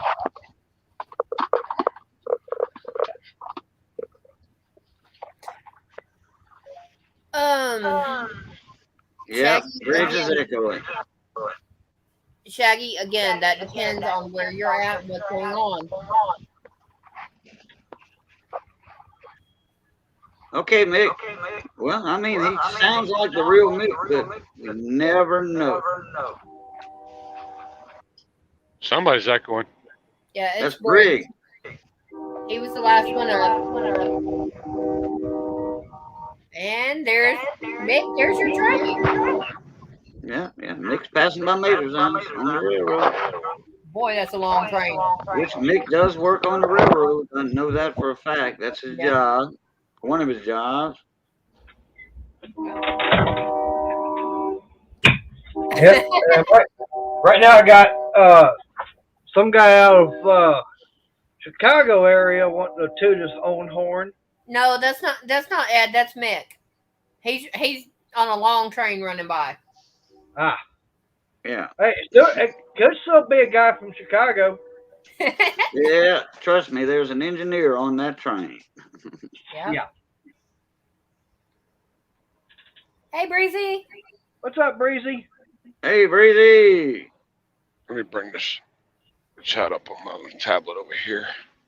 Hey, Cajun, if you want, you can go in and double check that is Mick's channel because you have those 3 dots. Since you're a mod, you can go in and do that. No. Oh, I thought you were. No, yeah, I am, but no, that didn't work on my end for some reason. I did it last. Okay, bye, Mick. Have a good day. I did it on Ed's stream yesterday. All right, see you, Mick.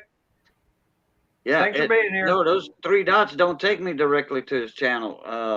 Then some people can do it, some people can't, and I don't know why I can't. Tap on the name because it did that. I was on Ed's stream yesterday, and it was doing that to me.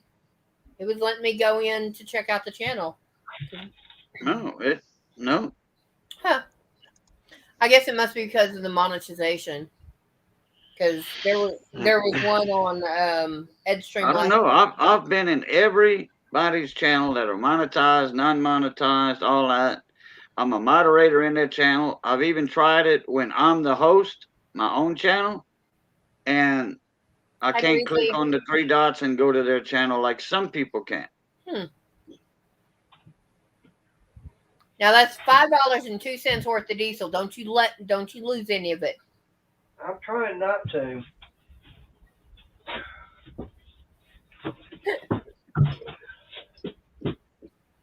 That's all right. I have other ways to get in touch with Mick. Yeah. That I can find out if it's really him or not. I'll be honest. I've only been seen a couple of his streams, and I wasn't staying in there. Hi, Eula. But I know that's not his avatar. Yeah. Now I'll put it like this: that is not a lot of diesel I've got in there. That's for sure. See, there's another name that is suspicious. Yeah, I'll be right back.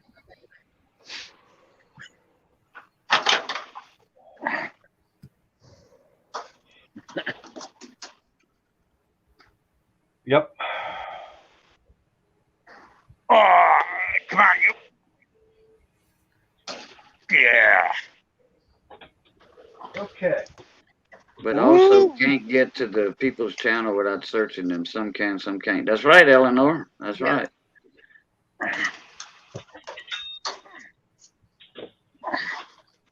Wow. they say you just click on it and they have an option like YouTube. I mean StreamYard. I mean YouTube used to have and support. So we don't know. Oh, Yeah. Yeah, but okay, you could have kept that one up, moderator. The moderator that did that, you could have kept that up just waited to see.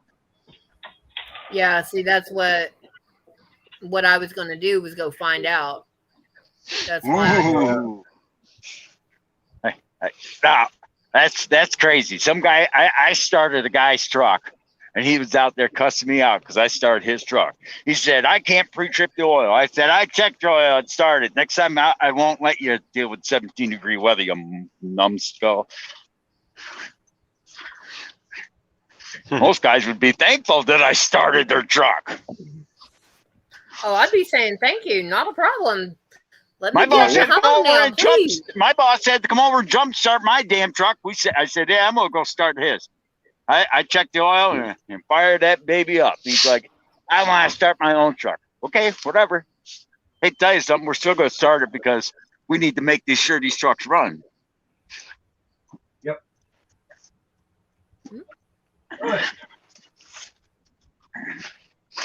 Yeah, I started your truck. If you got a problem, take it up with the boss. Another guy coming in. Hell, I'd like to roll down my damn window, see what's going on behind me. I can't even see out the damn window. It's like Frosty the Snowman here. That bad? It's 11 degrees out here. What do you think? I figured that, Shaggy Rifleman. All right. I thought the same thing. What's that? Same purple E.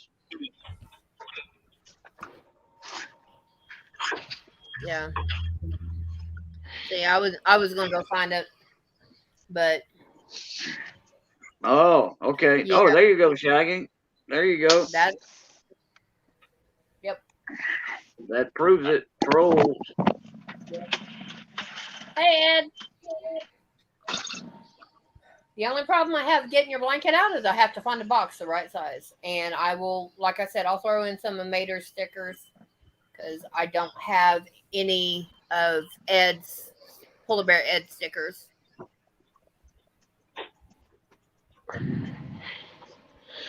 Yeah, I'm still working on getting my stickers made, but they'll be made at some point. I've got an idea for yours, but I can't draw, so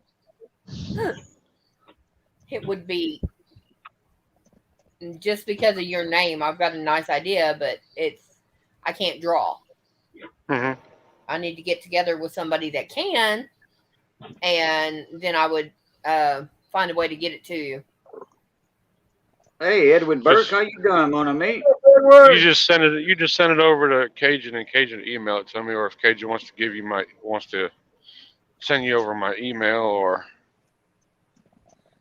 because Cajun's got my email. Okay. Yeah, sure do. I may be able to do an outline of it, but art was never my thing. All right, hopefully I don't burn myself down. Okay, let me get my phone so I can dial 911 here.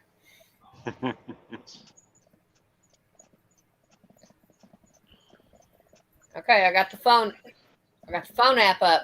I wouldn't put your face that close to it, man. You might get your eyebrows and mustache singed, though. He ain't got much of a mustache yet. He's got to wait to grow that back. I should be coming through you guys' area in the next couple of days. Okay. Jamie, right now I just got it on, and I'm waiting on to see if the fuel pump itself is going to start working. Yep. Which I'm not hearing it. That's it. I'm sending all this shit to Texas. No. What is it by leaving Oklahoma? You think I want to now? Raging, if you get down this way, Well, contact Cajun, and he can contact Mater and go about it that way, setting up something. No, I do have a Facebook and Instagram account. All right. All right. Is your Instagram under Raging Cajun? No, it's under my legal name, I believe. Okay. I'll have to check. Okay. Well, mine is Crystalline Sky. Hi, Hugo. With the space between the N and Sky, and it shows a suit of armor wrapped up in like rose vines.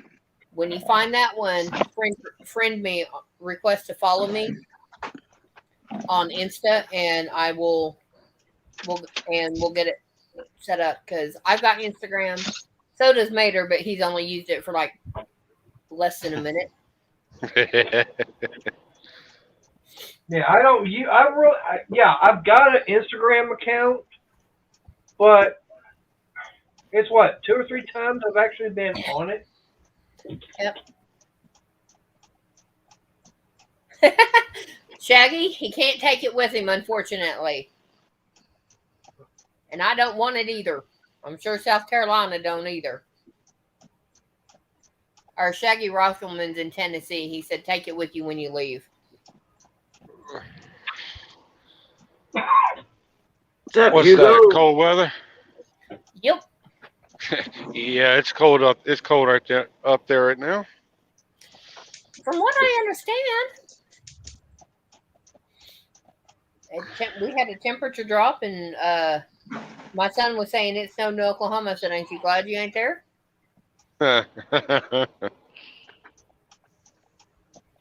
37 over here in Southwest Louisiana. 13 inches.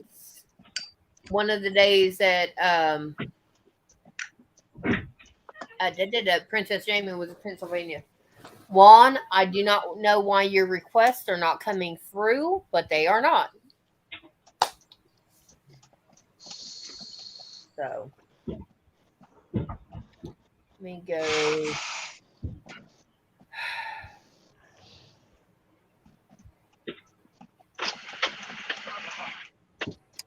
Well, if it wasn't for YouTube, my Instagram account wouldn't be active. But woo-wee. Come on, water gauge, start moving. This decade now. What's going on, Hugo? Oh my God! What the hell?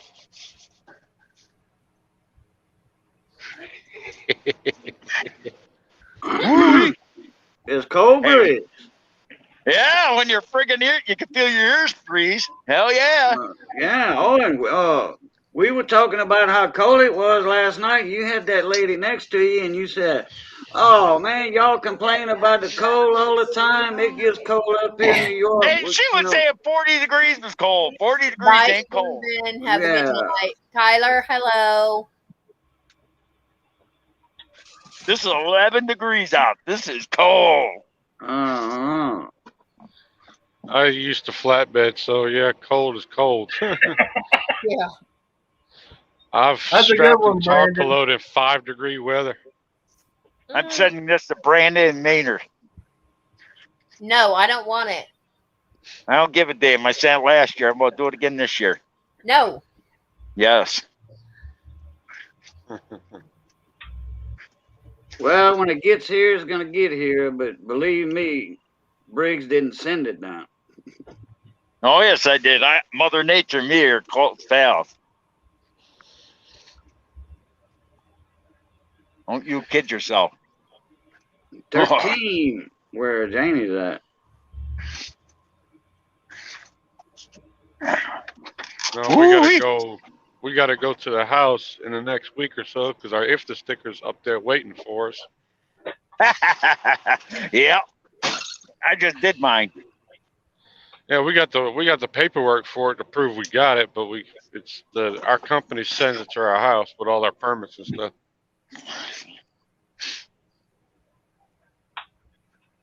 So after we drop the load in Laredo, we're probably going to head up that way, head up to Michigan and go pick that paperwork up. There we go. Now the water's working.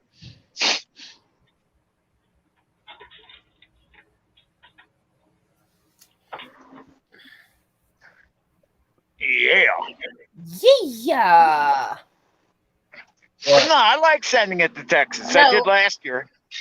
Bruce Pender said it was 30 below at his house. 11 degrees is a heat wave for him.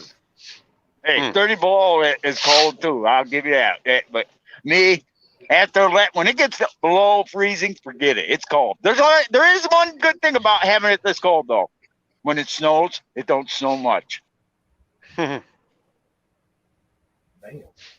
Yeah, it snows, but now it don't come down as heavy and it's thick. Riggs, you're up in Canada, ain't you? Hell no, I ain't no Canuck. All right, Eleanor, you have a nice night. We'll talk to you later. I hope I'm an upstate New York boy. Part I'm used to the hills. of the country I don't really go into unless I have to.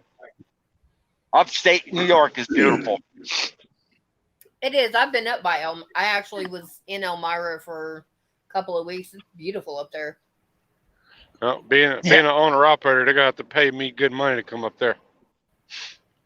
Why is that? Just because it's New York. What's bad? Well, everyone says it's bad about New York, but they can't list anything bad. They don't even live here. I've been through there with an 18-wheeler. It's not nothing nice. Yeah. What area were you through? All over New York. Yeah, but what part? Give me an example.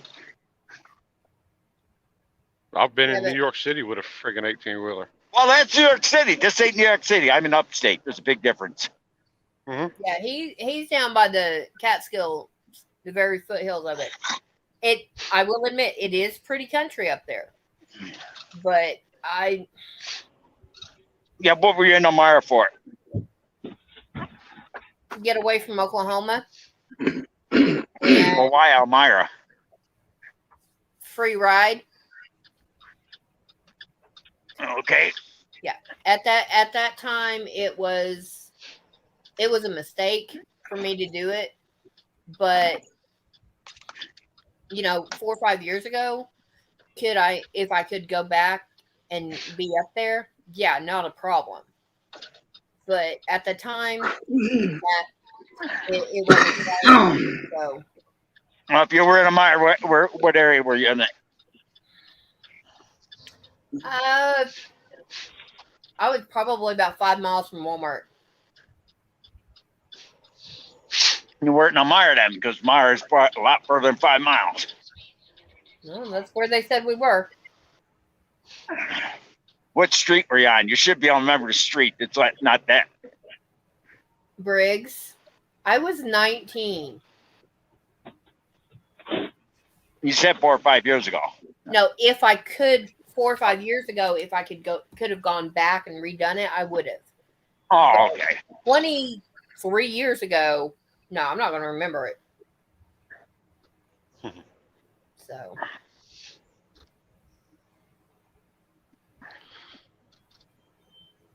You were probably in Big Flats. Bunch of 2-story houses on where you parked uphill to get into the driveway. Yeah. So. That'd be Big Flats. Okay, well, then that's where I was at. Ooh, boy, the water gauge is moving. Yes. I laugh at people that put on their heat before it starts. The temperature starts to go up. It's a waste. All you do is blowing cold air on yourself. Yeah, I turned the truck on yesterday for about 2 minutes, and I turned the air on, but it still didn't work. Still kind of cold, so. But no, upstate New York is not bad at all to drive in. It was fine, but this is also summer, so.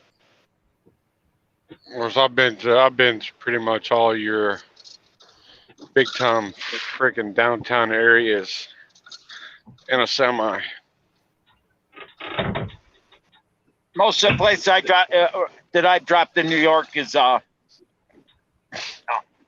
it's yards. You pull right off the highway. I don't have to go in the cities. Very few. Now, when you're around New York City, oh yeah, I agree with you.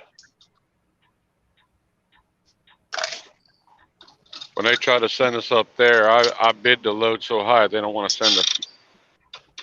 Like if they sent to an area like Owego, Binghamton, I'd go there. Yeah, they're still going to pay me. And it ain't going to be cheap if they want me to take a load up there. Yeah, put it this way, they don't give a damn. There's people who will. You're no better than anybody else.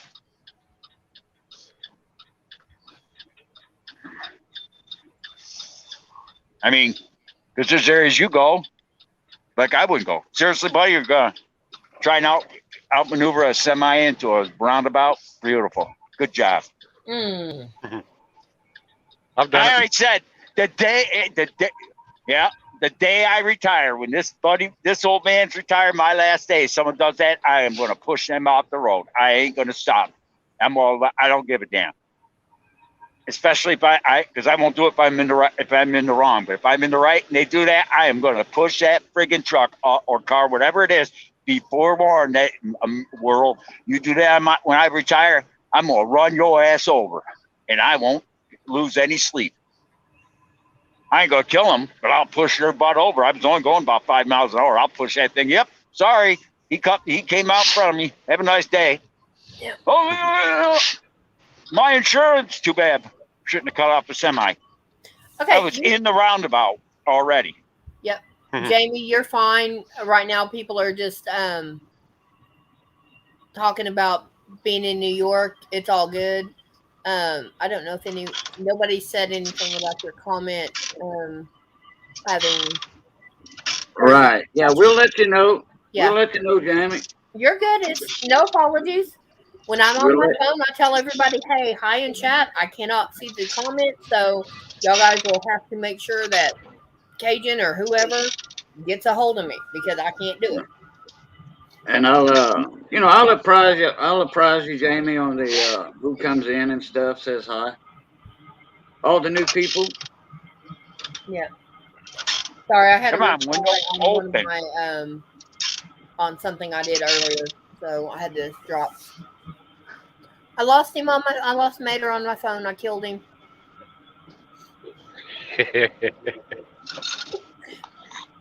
Well, I normally run my YouTube on my phone. If I'm on panel, I'm normally on my phone, but the new phone does not like StreamYard.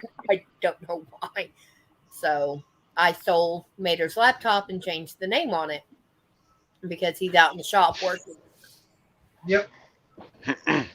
And so I just killed the YouTube channel on my phone. But it's like nope. I've heard drivers say they'll rather go to Baltimore, Maryland than New York. Now that's crazy. I've been in downtown San Francisco. I mean, deep downtown San Francisco with a semi. Oh, now I do want to go to Niagara Falls, Jamie. I will admit that I want to go up there. Have y'all ever seen a picture of Niagara Falls with no water at all? Yeah. Not even a drop? Yeah. Yeah. It's not as big as it seems, you know. No. I've been to Niagara Falls with no water. The water is what fills it up and makes all the glory out of a picture, you know, Niagara Falls. But when there's no water at all, when it's bone dry, it's like it's ugly. Oh, wow. I was there when they shut it off one time because they shut it off every so often to check for to check the amount of rocks that have fallen, because eventually it won't exist. It's already moved like 30 miles upstream in the last couple hundred years, whatever. Yeah, they said it's like 7 miles every 10 or 25 years. I can't remember the exact amount, but it moves. Every time they shut it down, it's moved like 7 miles or more. And all that has come off is just piled up at the bottom. Yeah. So all right, night, Shaggy. That's why they don't want you doing the barrel roll over the falls, because you're going to end up landing in the middle of that. Yeah. And they found bodies down there and everything else. Oh yeah, all them big flat, like thick rocks and stuff like that, and yeah, the pieces that you can imagine it's like this, and it's wooden barrel hitting that, and and oh boy. Believe it or not, there's people that have gone over those falls and survived. Yeah, there are people that have done it, and I know it. I believe it. They have survived. Some haven't, and just depends on exactly where that barrel's going to hit at the bottom. It's the draw, the luck of the draw. I mean, money. Says hello, Princess Jamie. Yep. What's up, money?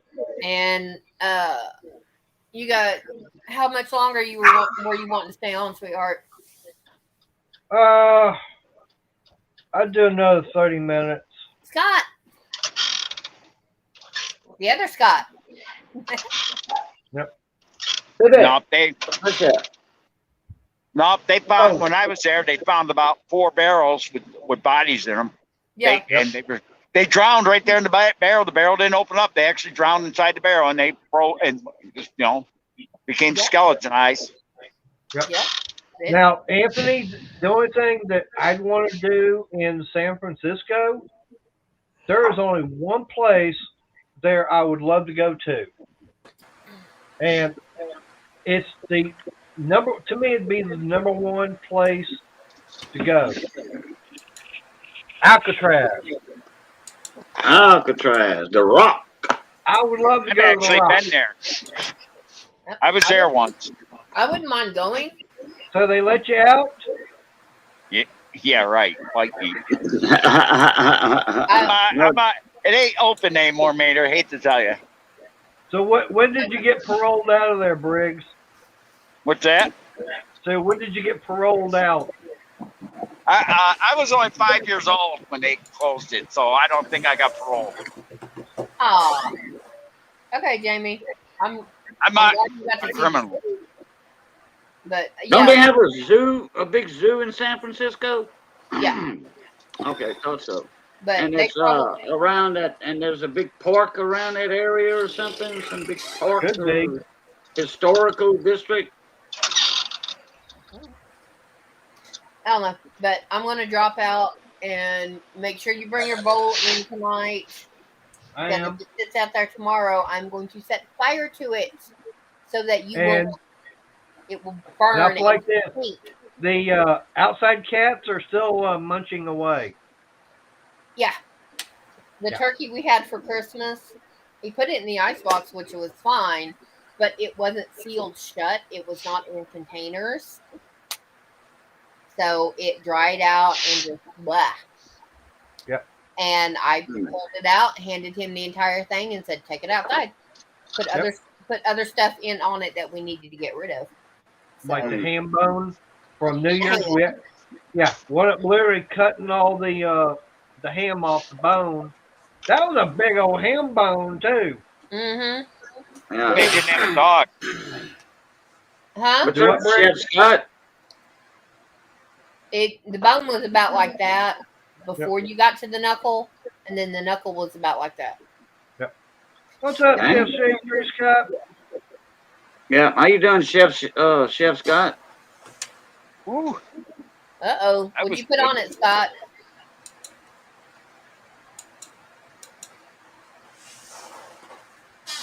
Okay. I feel sorry for this guy.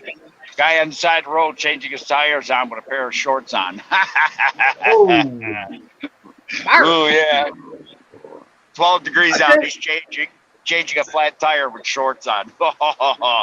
Hey, Briggs. Hey, I tell you what drives the hell out of me. We got guys that come into work, and they'll have on their jackets, their hoodies, and everything. And a pair of shorts. Yeah, they're wearing shorts. Hey, I'm done. Not me. Not this white boy. At least I'm going to tell you something, Maynard. Next time it snows, I will personally, if I had Cajun's number, I'd personally call him and tell him to go live, and I'd do it and let him videotape my next door neighbor who runs his snowblower with a pair of shorts on and a pair of winter boots, and a t-shirt. And he's out there. It's like, okay, like if we got 12 inches of snow and it goes 12 degrees the next day, you have to get out there and move it, or it's gonna be an ice cube, and you ain't going nowhere until spring, right? Yeah. Damn. He will go out there and run up the snowblower in a pair of summer shorts and a t-shirt and sweat. I keep telling him, you need to go see a doctor because you got something wrong, medically wrong with you, or mentally. Jamie, Mater would like to go and visit Alcatraz and look at the layout and the history of it. Yep. He doesn't want to go to jail because if he does, he'll piss me off and they'll take care of that. Yeah. No, I wanted, basically for me, I like the history of it, concerning the fact that we're talking, the island was used all the way back to the Civil War and everything. And they still have all the remnants from all that. It's not the modern stuff that they've got, that was from the 1900s. It's all the history about the whole island itself. That's what intrigues me with places like that. The thing that's funny is, they wanted to rebuild a new prison there, but the historic commission and all that didn't want to tear down the original prison to build a new one. Nope. And they wouldn't because, the main reason why Alcatraz was shut down is because of how much it was costing to run it. That too, but it was also decaying. That's the only reason why. Those people would say those guys, some of them, all of them, 2 or 3 of them are alive, they escaped. Well, they don't know about 3 for sure. That's what I'm saying. 2 of those 3 could still be alive, they said. That's possible. But all I know is that out of everybody that did try to escape, there's only 3 that are unaccountable because the bodies have never been found.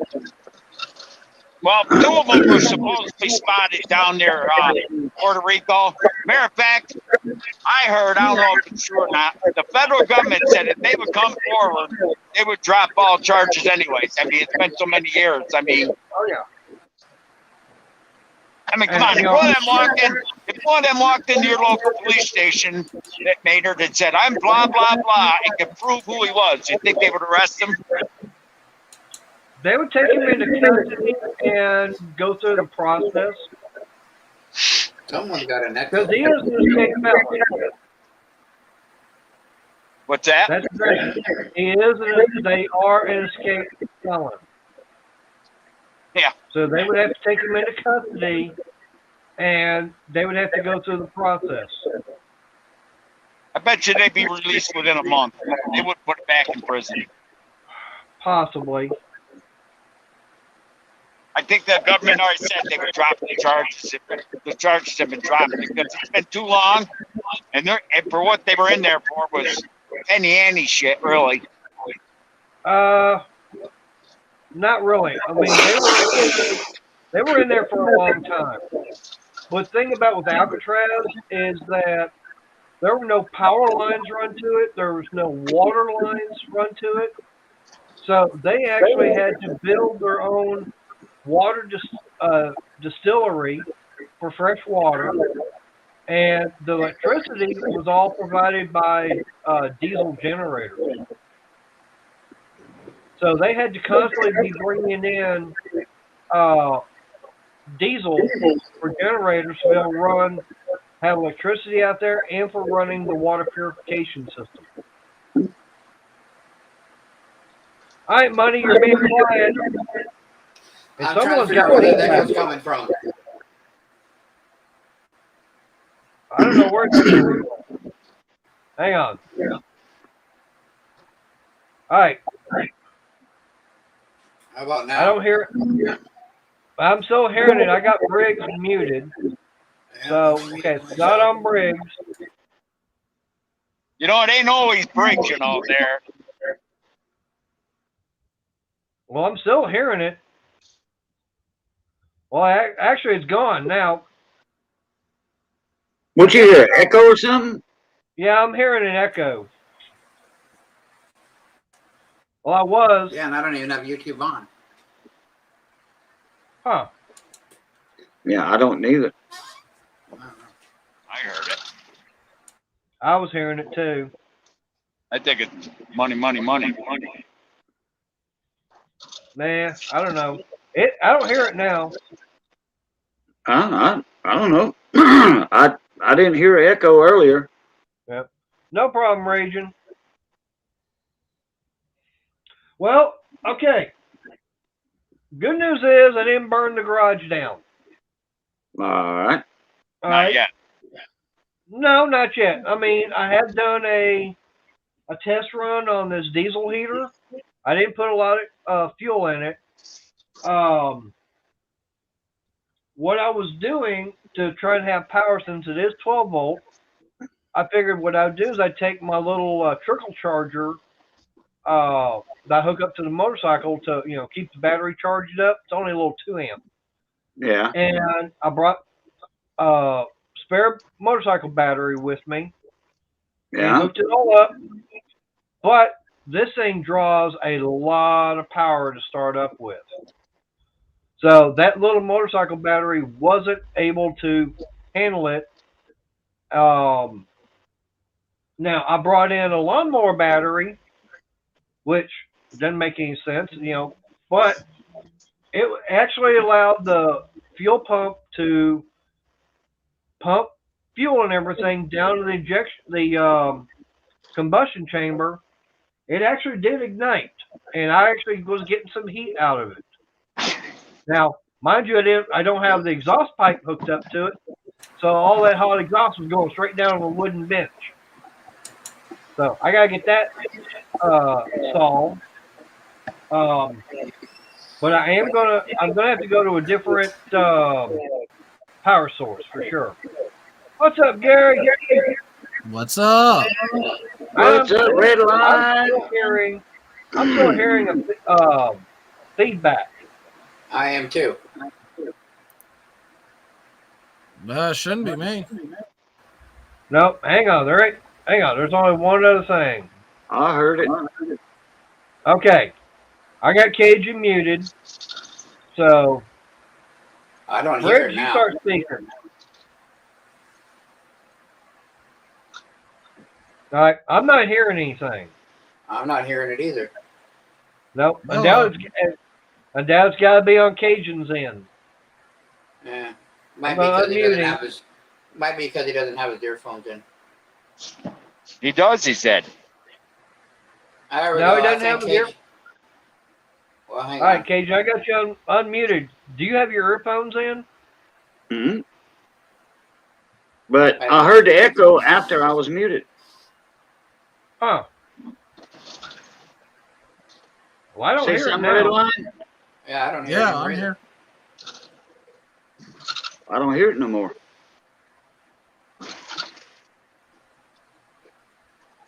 I'm not hearing it right now. No.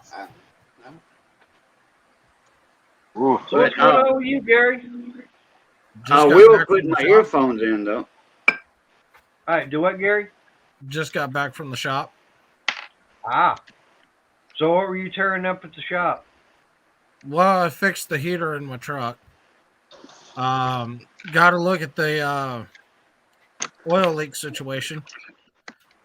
It's definitely coming out from the oil pan. Ooh. It's going over the sides. And then my front main has a little leak. It's not, the rear main is perfect. I was like, oh my God, really? And what kind of engine? 5.3 Vortec. They're noted for that. Hey, let me guess. Johnny had a problem with oil leak on his Vortec. 350 Vortec, 5.7. It was the oil filter where your oil filter screws onto. That part goes to the block. The gasket was leaking right there. That was on Johnny's. Mine's on the oil pan, for sure. So yeah, that was like a big problem. And that's more of a problem than the front main, actually. Because the front main, it's got like a little tiny drip to it. The oil pan's like drip. A minute later, drip. Uh-oh. So I'm like, oh, okay. So I ordered. That no good. That no bueno. Nope. So I put an order in for an oil pan, gasket, and front main. Well, time to do an oil change on it. I've already got the oil and everything to it. Yep. So you might as well change oil and filter while you got that down, because yep, you're gonna have the pan empty. Might as well do the timing chain while you're at it. Timing chain's got another 20,000. Yeah, but why would you wait 20,000 if you can? If you're going to be right there in front of you? Yeah, do it right now. Yeah. While you at it. I mean, that'd be like changing your tires and not doing alignment, or changing the shocks and not doing alignment. Because I did. I mean, I don't know. I mean, if it's me, I mean, 20,000 ain't that long. The average person goes between 10 and 20,000 a year. So you could be this time next year in January. Oh shit! I need a timing chain. Oh, I hit a part last year. Yeah. I'm not trying to be a smart ass. I'm just saying, I don't wait that long. You're gonna pull the engine out. 2 months tops. You're gonna pull the engine out, Red. Red, are you going to pull the engine out to do all this work or no? No. Oh, okay. No, what you got to do is drop the cross member and pull the rack and pinion. And then there you go. 11 bolts around the pan. Drop it. There you go. I do that timing chain if I were you. I mean, you're only talking an extra 5 minutes worth of work probably to... No, it's more than 5 minutes. It's going to be more than 5, because you're going to have a lot. The accessories you're going to pull off the front, just get that front. Yeah, that's right. You got to pull them off anyways to get to the front main. No. Timing chain's right behind that front main. Yeah, but just get to that front, that main. All you got to do is take the belt off, pull the harmonic balancer out, boom. There you go. Right. Yeah, the chain runs around that, don't it? Nope. No, the chain's above the, the chain's above that. Yeah. You got to take your water pump off for sure to do the timing chain. Oh, yeah. I mean, no, the harmonic balancer, it goes through the front seal, but you've got a timing gear that's on the inside on the front nub of the crankshaft. But that's all on the inside of that timing chain cover. But you got all the accessories you're going to pull off, like Cajun says, water pump. You're going to pull all that kind of stuff off just to even get that cover off of it. Right. So like alternator, air conditioning, power steering pump, all that kind of stuff is going to come off of there just to get that timing cover off. Mm-hmm. That's more than 5 minutes for sure. You're talking probably another hour or two. But I would still do the timing chain. I would. Yeah, I mean, while you're there, pull the timing chain. I mean, change the timing chain and all. Because timing chains on the Dodge, every 100,000 miles, a buddy of mine was gospel about that. Every 100,000 miles, he changed the timing chain, gears, and the water pump. Every 100,000 on the Dodge. He said that was the life of my engine, besides changing the oil like I'm supposed to and the filter. So now here's a question: what Chrysler engine had the easiest water pump to ever change? Chrysler. Oh shit. 318. Straight 6. I want to say the Slant 6. Yeah, the Slant 6 for sure, in my opinion. Hey, Jamie. Nope. Because it wasn't the Hemi. Yeah, in a way. What, the 440? Any of your big blocks. 383, 440? Really? 383, 400, 413. the 440, 426, any of your B or RB engines, all you had to do was pull the belt off the pulley, and there was 4 bolts. The whole water pump popped out of the housing. Then all you do is put the new one in and just reverse order. You didn't have to pull any kind of accessories off because the water pump was separate from the housing. Mm-hmm. And to me, that's what makes it the easiest. Because, like I say, you only had the 4 bolts you had to pull off. Like I say, you didn't have to worry about pulling air conditioning off. You didn't have to worry about power steering, alternator, or any of that, because that all did bolt up to the housing, but not to the water pump itself.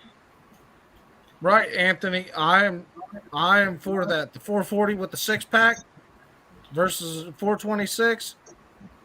440 will outperform it any day of the week. Yep. Especially if you have the heads ported and polished and matched to that exhaust. Oh, yeah. 440 all day long. There were guys that were actually taking the 440 and getting more out of it than the Hemi. Now, you could do a lot to the Hemi to outdo a 440. Well, you got to have this first. Well, hey, Gary, it's just like the guy that was in movie Mad Max that ran that wrecking yard. Speed's amount of money. How fast do you want to go? Yeah. I just want to say hi to everybody. Yep. How you doing, Jamie? How you doing, Jamie? But right now I'm eating. I don't think you need to watch me slop food in my mouth. Hey, everybody was watching me earlier when I went live, because that's when Crystal brought it out, or shortly after I went live. I think but every one of us ate on a live stream. Yeah. But then for me, by the time I start my live stream, I'm just getting home and everything for about 15, 20 minutes. And it's like, okay, I'm hungry. Yeah, I was doing a timing chain and oil pump on a 5.3 and a Yukon. The main drive gear on the oil pump is scored so bad, it looks like a freaking record. It's got grooves in it. So that's done. And then I did a timing chain while I was already there. Did a whole timing chain and oil pump. The only thing I don't like is GM uses torque steel bolts. So I had to order new bolts, and they're coming. They should be here in the morning. And then I'll be able to put it together and get it out of the door. That'll work. That you did, Eleanor. Yep. All right, Edward Burke, take it easy, bud. Have you had that? Edward popping out? Yeah. Take it easy, Edward. Appreciate you being here. It's I'm gonna be shutting this down here in about 7 minutes, anyways. 3:30. It was 3:30 in the UK over there. So. Wow. Is Bocce still here? I didn't even see her even pop in. No, Bocce wasn't here tonight. No, she'd pick. I know. Froggy, winning it, and she was here earlier. She just popped in to hit the thumbs up. Yeah. Chris, let's see, how many thumbs up have I gotten? Is anybody else going live after this? Just curious. You want to go live, Jamie? I'm asking if anyone's going live. I'll go live if nobody else is. Hey, Maynard could just leave his running like he's done before if you wanted to. I could. Everyone's here. No, but we couldn't get anybody up in the panel, though. You keep saying that, but how many people are going? Come on, you got everybody here. 90% of the crew it normally are on are here already. Yeah, this is true. Well, actually, no. There is one person missing. Actually, 2 people. 2 people missing, usually in panel. Adam is one. Ed. And Ken. Brandon. Yep, Brandon. Okay, yeah, Brandon's not up in panel. And well, yep, Ed, the old tech guy. Yeah, and William says we already all voted for Jamie to go live. So I'll second that emotion. because you see, if he shuts down the stream, nobody can come into comments anymore. You know. Well, that saves me from having to go live. I don't know. Did you pick up any good goodies? I got a whole safe that I picked up in Pennsylvania. Uh-oh. What did you get, money? Well, 90% already sold, but come on. What did I get? The devilish laugh reminds me from the grandpa from the Munsters you just did. That grin. Al Lewis, yeah. Usually that laugh means that he got something good. Yeah, that grin. I didn't get too much because I haven't really gone shopping yet. This might be expensive for Jamie. No, it might be expensive. Well, for Jamie, I picked up this thinking for her. It's a koala. 2013's got some toning going on at the first strike. Got some toning on the back there. No, I picked that up for Jamie in mind. Let's see. Oh, let me throw this stuff Yeah, throw your checkbooks away. Yeah, put your checkbooks away on these. Here we go. Nothing to see here. Got those sets. Nothing to see here. Yeah. Got the sets. I still got two. I still got the gold pan and dirt. I got this with Jamie in mind. A 5-ounce koala. I stepped away. I'm like, I'm getting. All right, show that again, money, because I got you on the big screen. She was hiding her pocketbook. What is that? That's a 5-ounce koala. That's a 5-ounce koala. What's the going rate for that? This here, for you, I would do it for what I bought it at, which is $300. I'm trying to sell it for $400, but for you, I would do it for what I bought it at. I would break even at $300 for you. Let's auction it off. Anybody want to go $325? That's just a big. That's just a big case for what I have for storage. Yeah.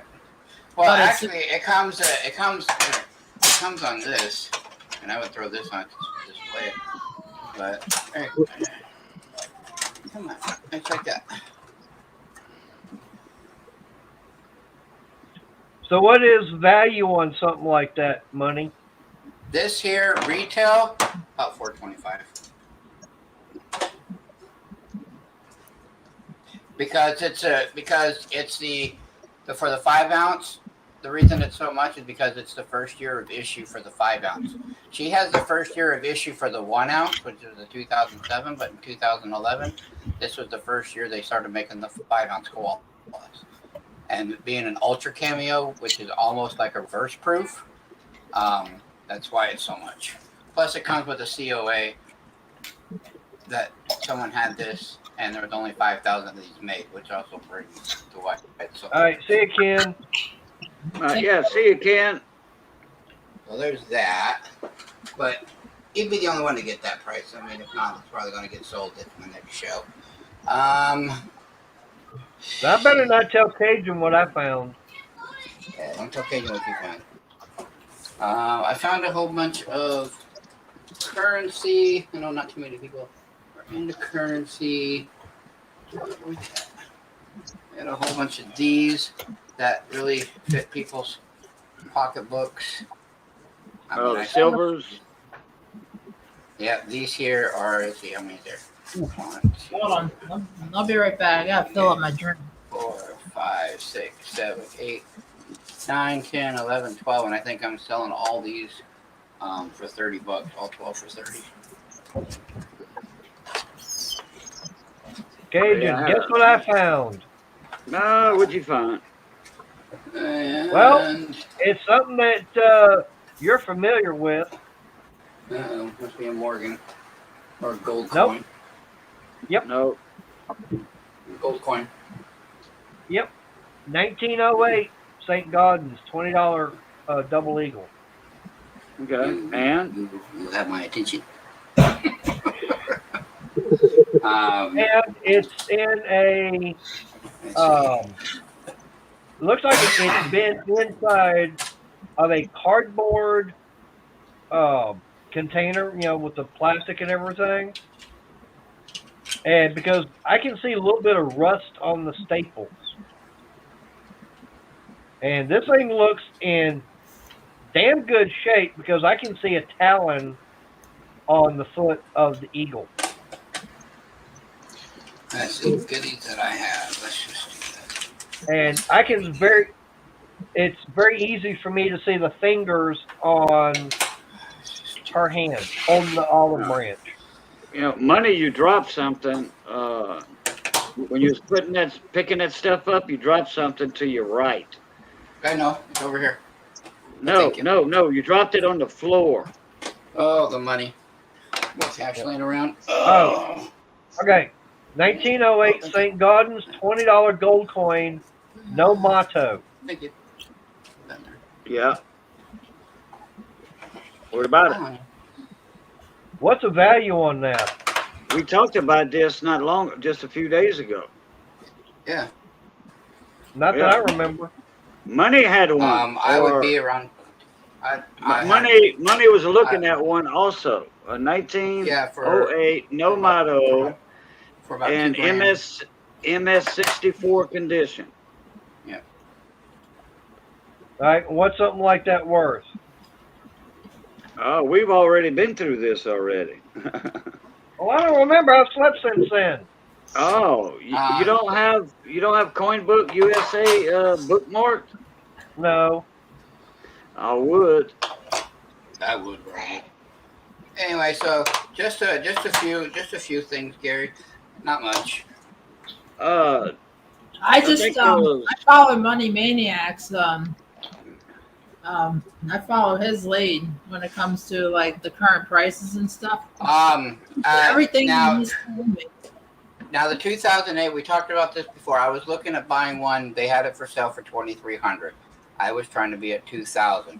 $2,300 is about retail. I can't pay retail. Most people in a store or something like that, you would pay about $2,300 at that grade. William, I do watch Pawn Stars.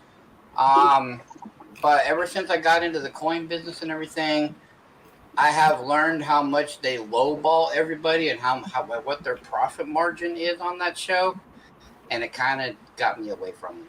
I love the show. I love history. I love learning about things of that nature. But because of where their profit margin and everything is, it was just me. But that's so. Anyway, those are a few things that are there.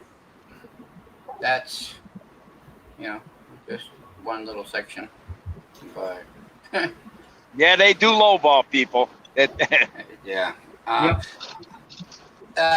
Tommy, those are silver certificates. There's some in the 30s and some in the 50s.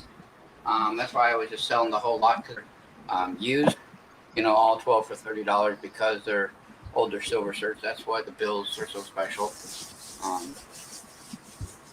Yeah, so just like on some of the coins that they had, and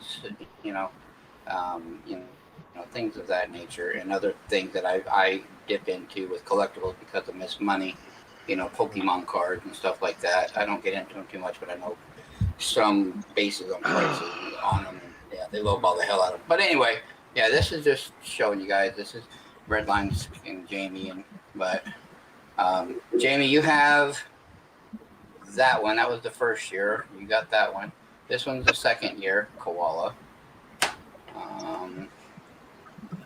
I have to set my timing on my laptop because it's giving me an error for StreamYard. And that's the Koala I got with you. And there you can see it better on the toning on the rim. The purple is just coming in. I think it's cute. It's beautiful. But yeah, so I got those koalas with you in mind. I haven't been able to get my hands on any pandas lately, and if I do, it's hard for me to get them out of Miss Money's hand to sell them anyway. Honey. I bought one of the pandas. I know. But Hey, money. These are That popular right now. 1908. I was gonna say that 1908 St. Gaudens. Current bid's $15.50. Yeah, that'll go way up. Some of these kookaburras in here, like the 92, 93, 94, 95, and 96, these are a little bit harder to get your hands on just because they're the older ones. A lot of people are getting like the 2016s, 14s, 13s, 20s, 19s, but getting them back in the early 90s is a little hard.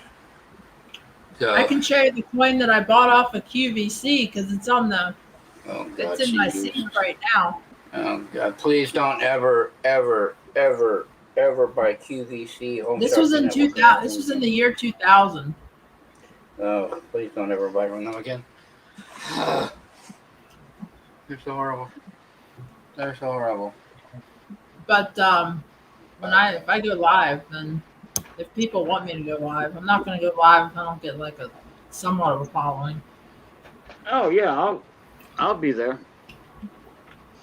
Okay. Let me. Yeah, so that's some of the things I've gotten. But let's go all back in the corner. I'll put my channel. I'll put my channel in the link in there. In the chat, yeah. I already call it here. Yeah, I think when I get off of here, I'm gonna go spend time with Miss Money. We're starting to feel a little better, and when I'm sick and she's sick, we don't cuddle or hang out or anything. I think I was still penny. Now that still penny that you're thinking of, he was asking $110,000 for it, and Rick auctions, yes, CONPANION,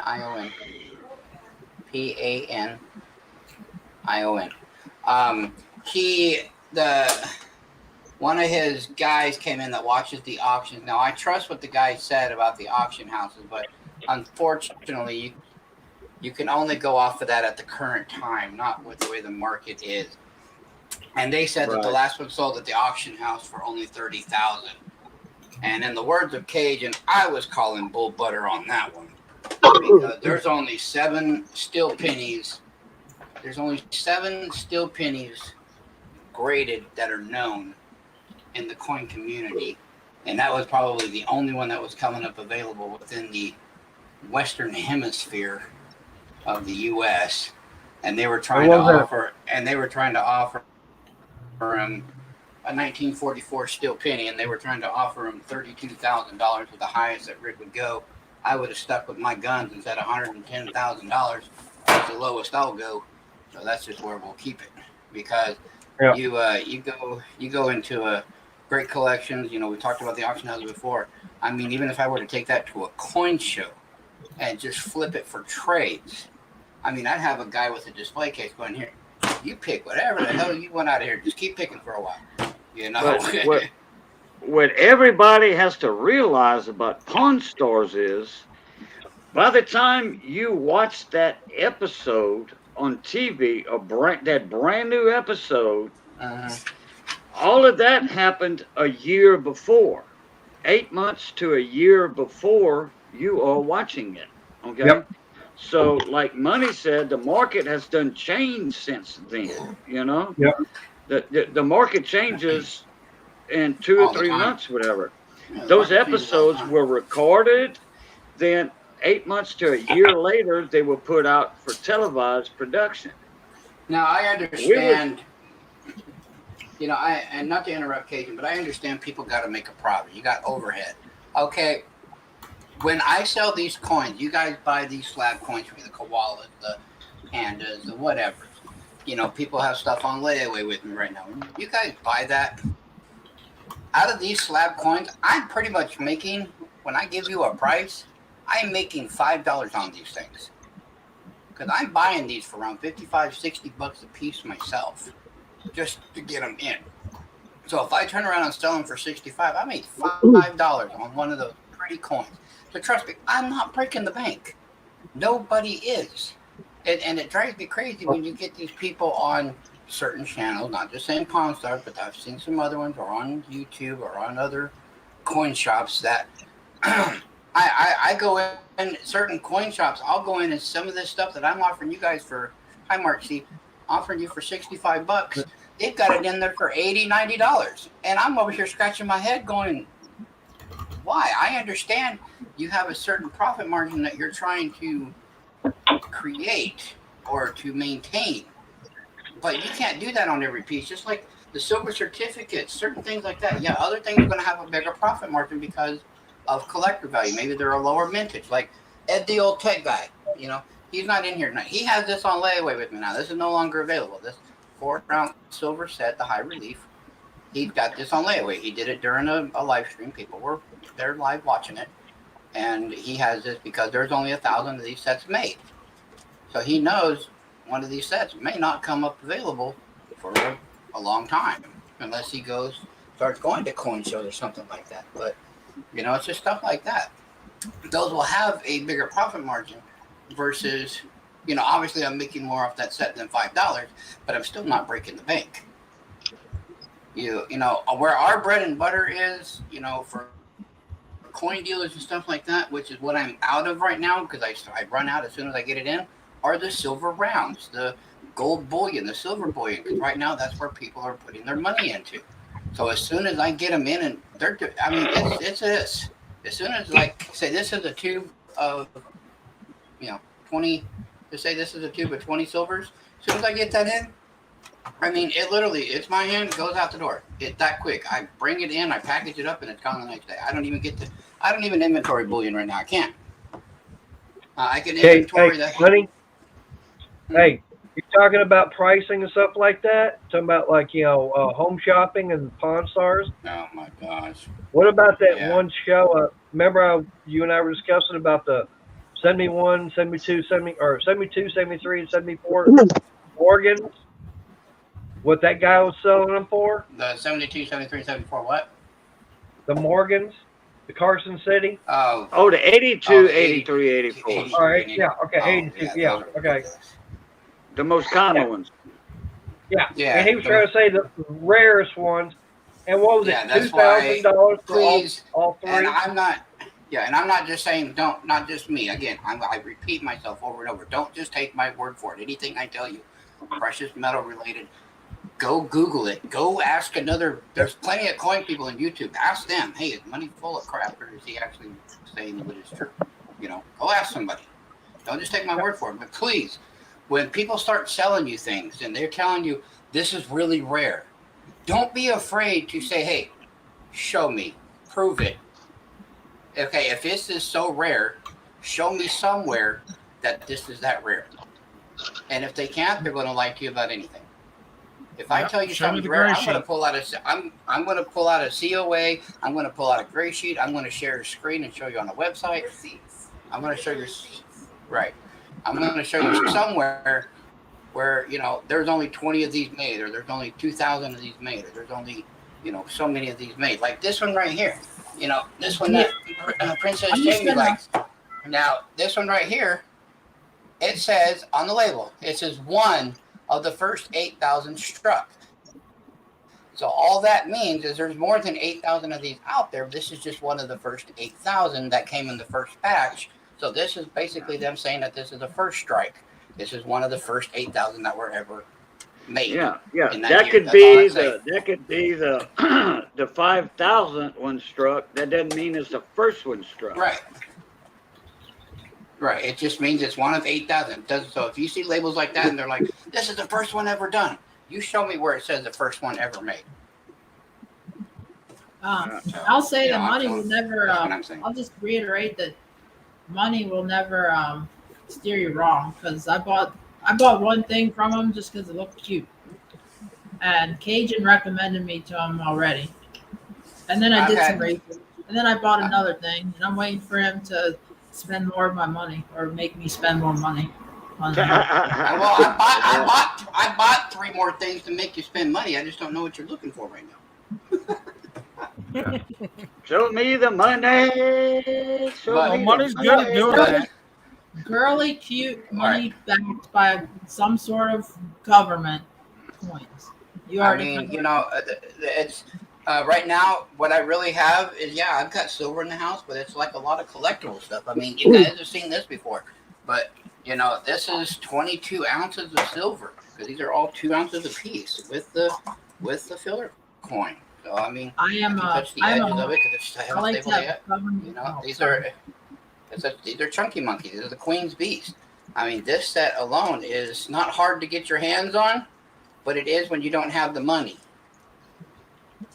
You know, like here is this one to me, I think is the best one other than the lion, which is the Dragon of Wales, the red Dragon of Wales. I like that one. Yes, I like that one. I am somebody that has to. I like the government-backed monetary values. Yeah, saying this. These are government-backed. These are made from the UK. These are made from the Royal Mint, and there's 22 ounces here. Yeah, I like that. You know, but this price I can't waver from because it's literally I'm not making much on it. It's not a cheap set, so I don't expect everybody to go, hey, I got $1,500, just lay it around. No. Yeah, but that thing can easily but go I for got what, this 2,500? Well, there's a lady in UK, and I forget her name, Lorna, I think, or something like that. She says in the UK right now, and she's halfway thinking of it, these would go for 4,500 pounds, which is 4,500 pounds is closer to equivalent about 6,000 American dollars. So she said, I have that way underpriced. And I said, well, if you can flip it for that, she said, money. Well, that's what she said. She said, if I had 1,500 pounds or $1,500, I would buy that from you just to flip it, but I don't have 1,500 up front. She said, I can't afford a layaway right now because it would take me forever to pay it off. You've been out of the way to find the. Yeah, no, I gotta get that. I gotta just buy another staple. But that's what I'm gonna do. Is gonna have to just staple it down. I don't know what to do with that. Oh, someone's got a shamrock. Huh? I saw a shamrock on a hand. This one here, they call this the filler coin. It's all 10 Queen's Beasts on one coin. And it's like a completer. I call it a filler coin, but it's the completer. You have the 10 coin set, but then they made this one just to make it I think they just did it for extra money, really. It looks me off thick. that they did. It's like a thicker coin too. These are all 2 ounces. That's why it's so thick. These are all 2 ounces. So that's why I said there's 11 coins here, but it's 22 ounces of silver. You know, hey, money. What? Okay, you're selling for $1,500. What is regular retail on that? Then I haven't found one myself, and the reason I'm selling it so cheap because I've had people ask me that. Well, why are you selling it cheap? You know, I've actually had someone confront me. He's like, "Hey, is half of it fake?" No, it's actually all silver. You know, the reason I'm selling it for so low is because I bought it low. See, if I can see what I do is, I can just go to a normal store and buy these for $80 or $90, but instead of me giving these to you for $65, now I'm give them to you for $100 because I paid $90 for them. You know, so would you rather pay $65 for this after I can, or would you rather pay $100? So I would rather go find the deals and bring them to you guys. Now I haven't found it at a coin show anywhere in Vegas or anywhere that we go for less than $2,200. And that's retail. Dealers, I haven't brought that to a show because I know dealers would just give me that $1,500 without even arguing, but then they're going to turn around and sell it for $25. Right. I would rather give it to a collector for $15 that's going to appreciate it instead of that collector maybe having to go out somewhere and spend an extra $700 or $800 for the same set that I'm offering over here cheaper. That's how I'm able to bring. That's why I'm able to bring the deals because I got that at a really good deal, and I bring the deals to you guys. I don't say, say I bought that for $1,000 or I bought that for $1,200 or whatever. I'm not trying to make $1,200 on somebody, so I'm not going to try to make, sell it for $2,400 to make $1,200 profit. Yeah, the business sense of it says, hey, the more profit you make, the better your business should go quicker. Business wise, I should do that. But that's not me because not just to build my reputation, but also to give people the deals because I don't want to hurt people's wallets. I want people to actually get into this hobby, start collecting, start putting silver back, gold pieces back, start investing for their future, their retirement, their kids' retirement, maybe their grandkids, whatever they're doing. So, and the reason you want the government back versus the generic is because there is an argument out there. They do carry more of a premium, so you're going to pay a little bit more for them. But when you come to sell them, like even if you were to sell them to me, I'm going to offer you more for them. See, if you were to bring me a buffalo, which is a 1 ounce generic round, I'm going to go look at what spot price is. I'm going to offer you spot price. So say a spot's at $23, I'm going to offer you $23 for it. You bring me a koala, you bring me a panda, a kookaburra that's raw or whatever, and say, how much would you give me for this? Okay, I just said I would give you 23 for the other one. That one I'd probably give you like 27 for it. So see, you just made an extra $4 on a government-backed piece because they have a higher premium. So even when you go to sell them, you're going to get more money for them. Now that Queen's Beast, are those government-backed then? Yeah. Those are government-backed because they're from the Royal Mint. That's anything with Queen Elizabeth on it, any president, things of that nature. Most of your foreign silver like that's going to have the Queen. That's all government-backed. You don't know how bad I want to. Just like everything. Have you sent that to me? Just like everything slabbed here, everything in slabs is government-backed. That's another thing. The coin grading companies cannot slab, nor will they. They will not slab anything generic. So if you get a 1 ounce silver in a slab, it's a coin. They can only slab coins. Yeah, that Queen's Beast. I have a layaway going for Ed. He's got that piece going. He's got the dollar sets going. For Ed. But again, I know it's $1,500, but I can't come down off that price. Now, just like this one, for people that like sets, this is a little bit cheaper on the pocketbook. But these are sterling silver. So these are 925. These are 999. Like the Queen's Beast, these are 925. So these are sterling silver. But there's a 12-coin set, and this 12-coin set is only $300. Nice. And there's your COA and everything. So I mean, I have cheaper sets too that are silver, and I'll tell you exactly what they are before you buy them. And plus, there's all the history cards of each one that goes with them. And it starts at Christopher Columbus, and the last one ends with Man on the Moon. There's Abraham Lincoln freeing the slaves. There's there's Edison's in here somewhere.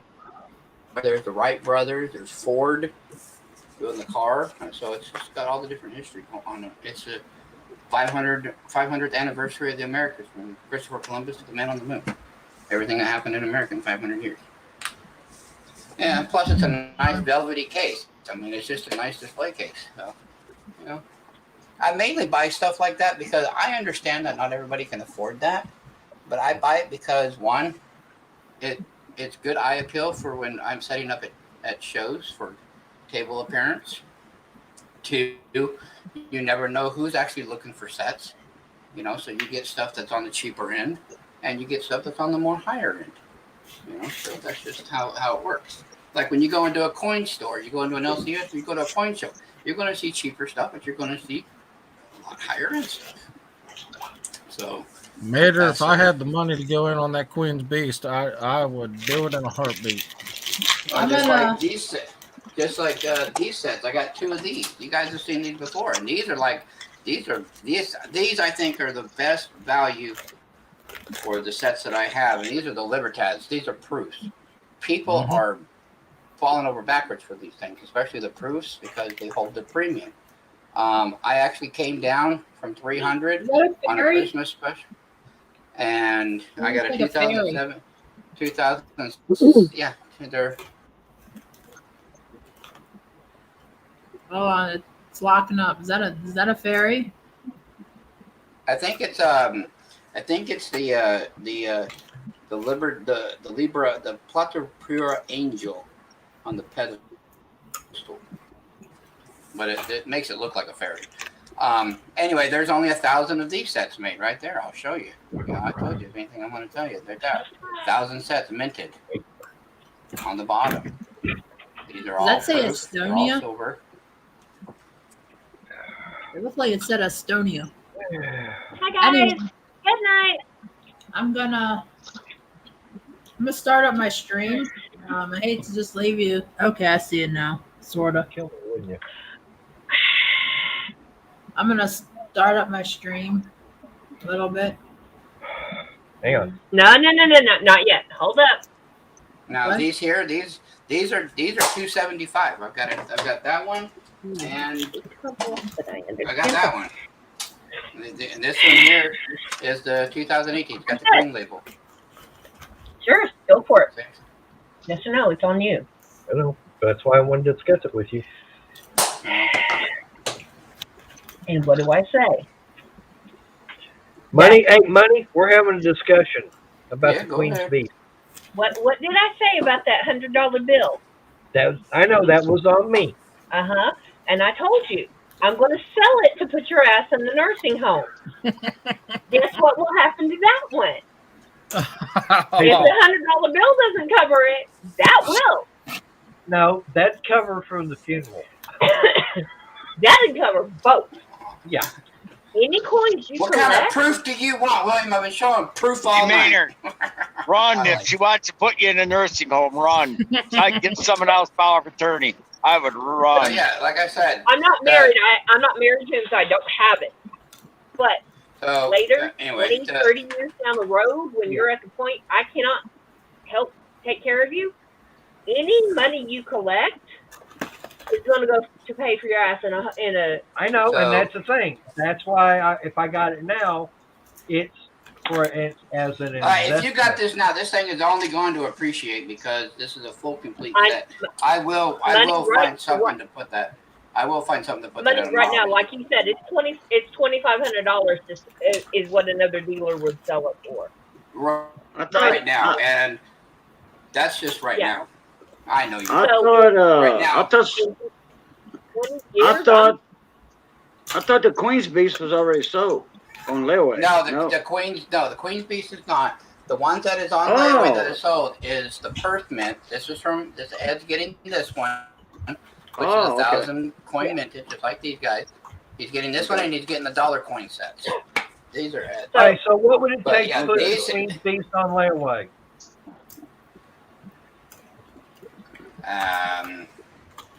It would depend on the payment schedule you'd want to do, but I'd probably have to have at least 5. Since it's 15, I'd have to have a third down. So if another dealer would sell it for $25 now, in 20 years, it would be worth the full $15,000. Yeah, this thing is going to skyrocket. Plus the box even. Yeah, that's just.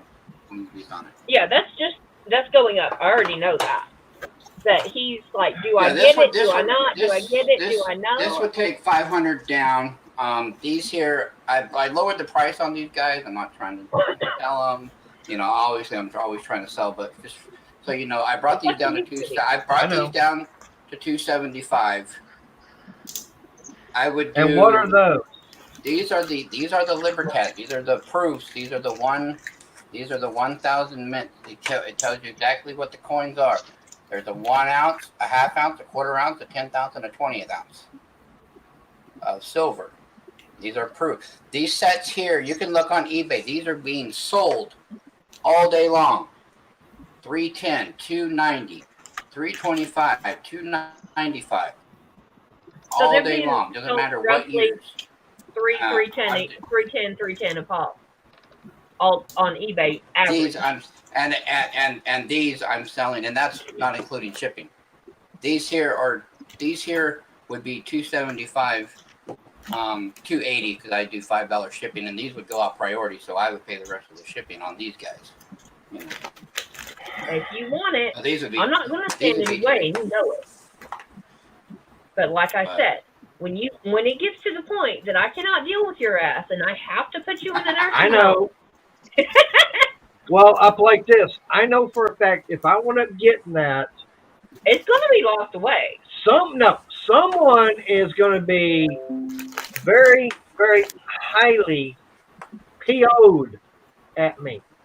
Who? You can buy race car parts when you cash it in. You could probably buy a race car when you cash it in. Yeah. Well, Yeah. I didn't say that. I just said race car parts. I know. I'm just saying you probably could. Hi, Jamie. I'm just saying the fact is that someone across the pond, if she found out I got those.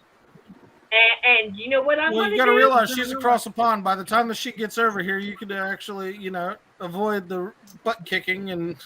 Because I know. And you never know. I know the I will name. be in trouble for that from her. So guess what? I know the name. No, she's already said that she would love to have this to flip it real quick, but she just cannot. Yeah. Because I would put Mater in front of me and let her get him. That's all there is to it. I'm staying out of her way, and she would have first shot at him. That'd be crazy. And just so you know, Mater, you might want to get this because I am really thinking if this doesn't sell, every one of these coins are going to go into being in a slab. And if I slab these, this thing just goes up from 15 to $3,000. So you might want to get it before I decide to do it. I'm not trying to rush you or speed you up on it, but I have been thinking because a graded Queen's B set, you can ask Cajun. 11 set graded Queen's B set, even in a 69, I could double that without even thinking, without even trying. Yeah. So basically, you're talking about having it sent off to PCGS. PCGS, and it doesn't matter if they come back 69s or they come back 70s. If they come back 70s, I can probably make that into about $4,000, maybe more. If these come back 69s, I can make that $3,000 without even trying. No, and, more than that. And it would cost me 20, 40, 60, 81, 20, 40, 60, 82, 220 with the shipping and everything. 200. It would cost me another 250 to get these graded. So it would be worth me sending these off. Because that's something I was going to do coming in a week or two when I get fully back to work. I ain't going to go get that card. Hey, money. I know it's a lot of money, but hey, let me call you after the stream. Yeah, go ahead and call me. Yeah, and if you hop into Jamie's stream or something, we can talk about some of the slabs. Just saying. Don't sell that today. Let him call you. Yeah. I can hop in for a little bit real quick. We could talk about. Yeah, it real don't quick. want to intrude on your personal No, time. I mean, is there certain slabs you're looking at? Are you looking at the kookaburras? Like I said, I mean, if Jamie doesn't want the koala, then I'd offer it that way. But I really bought that with her in mind. But I get Jamie can have first crack at the koalas. I'll be honest. I want dragon. I want dragon. And the slabs that I showed, they're 65 a piece. Other than, and that includes the two that are, or the three that are 70s. But except for the chibi and the baseball, the chibi is 600 for obvious reasons, and the baseball is 100 because it's a Nolan Ryan. Right. Well, thank you, Fish, for sharing out the video. Oh, thanks.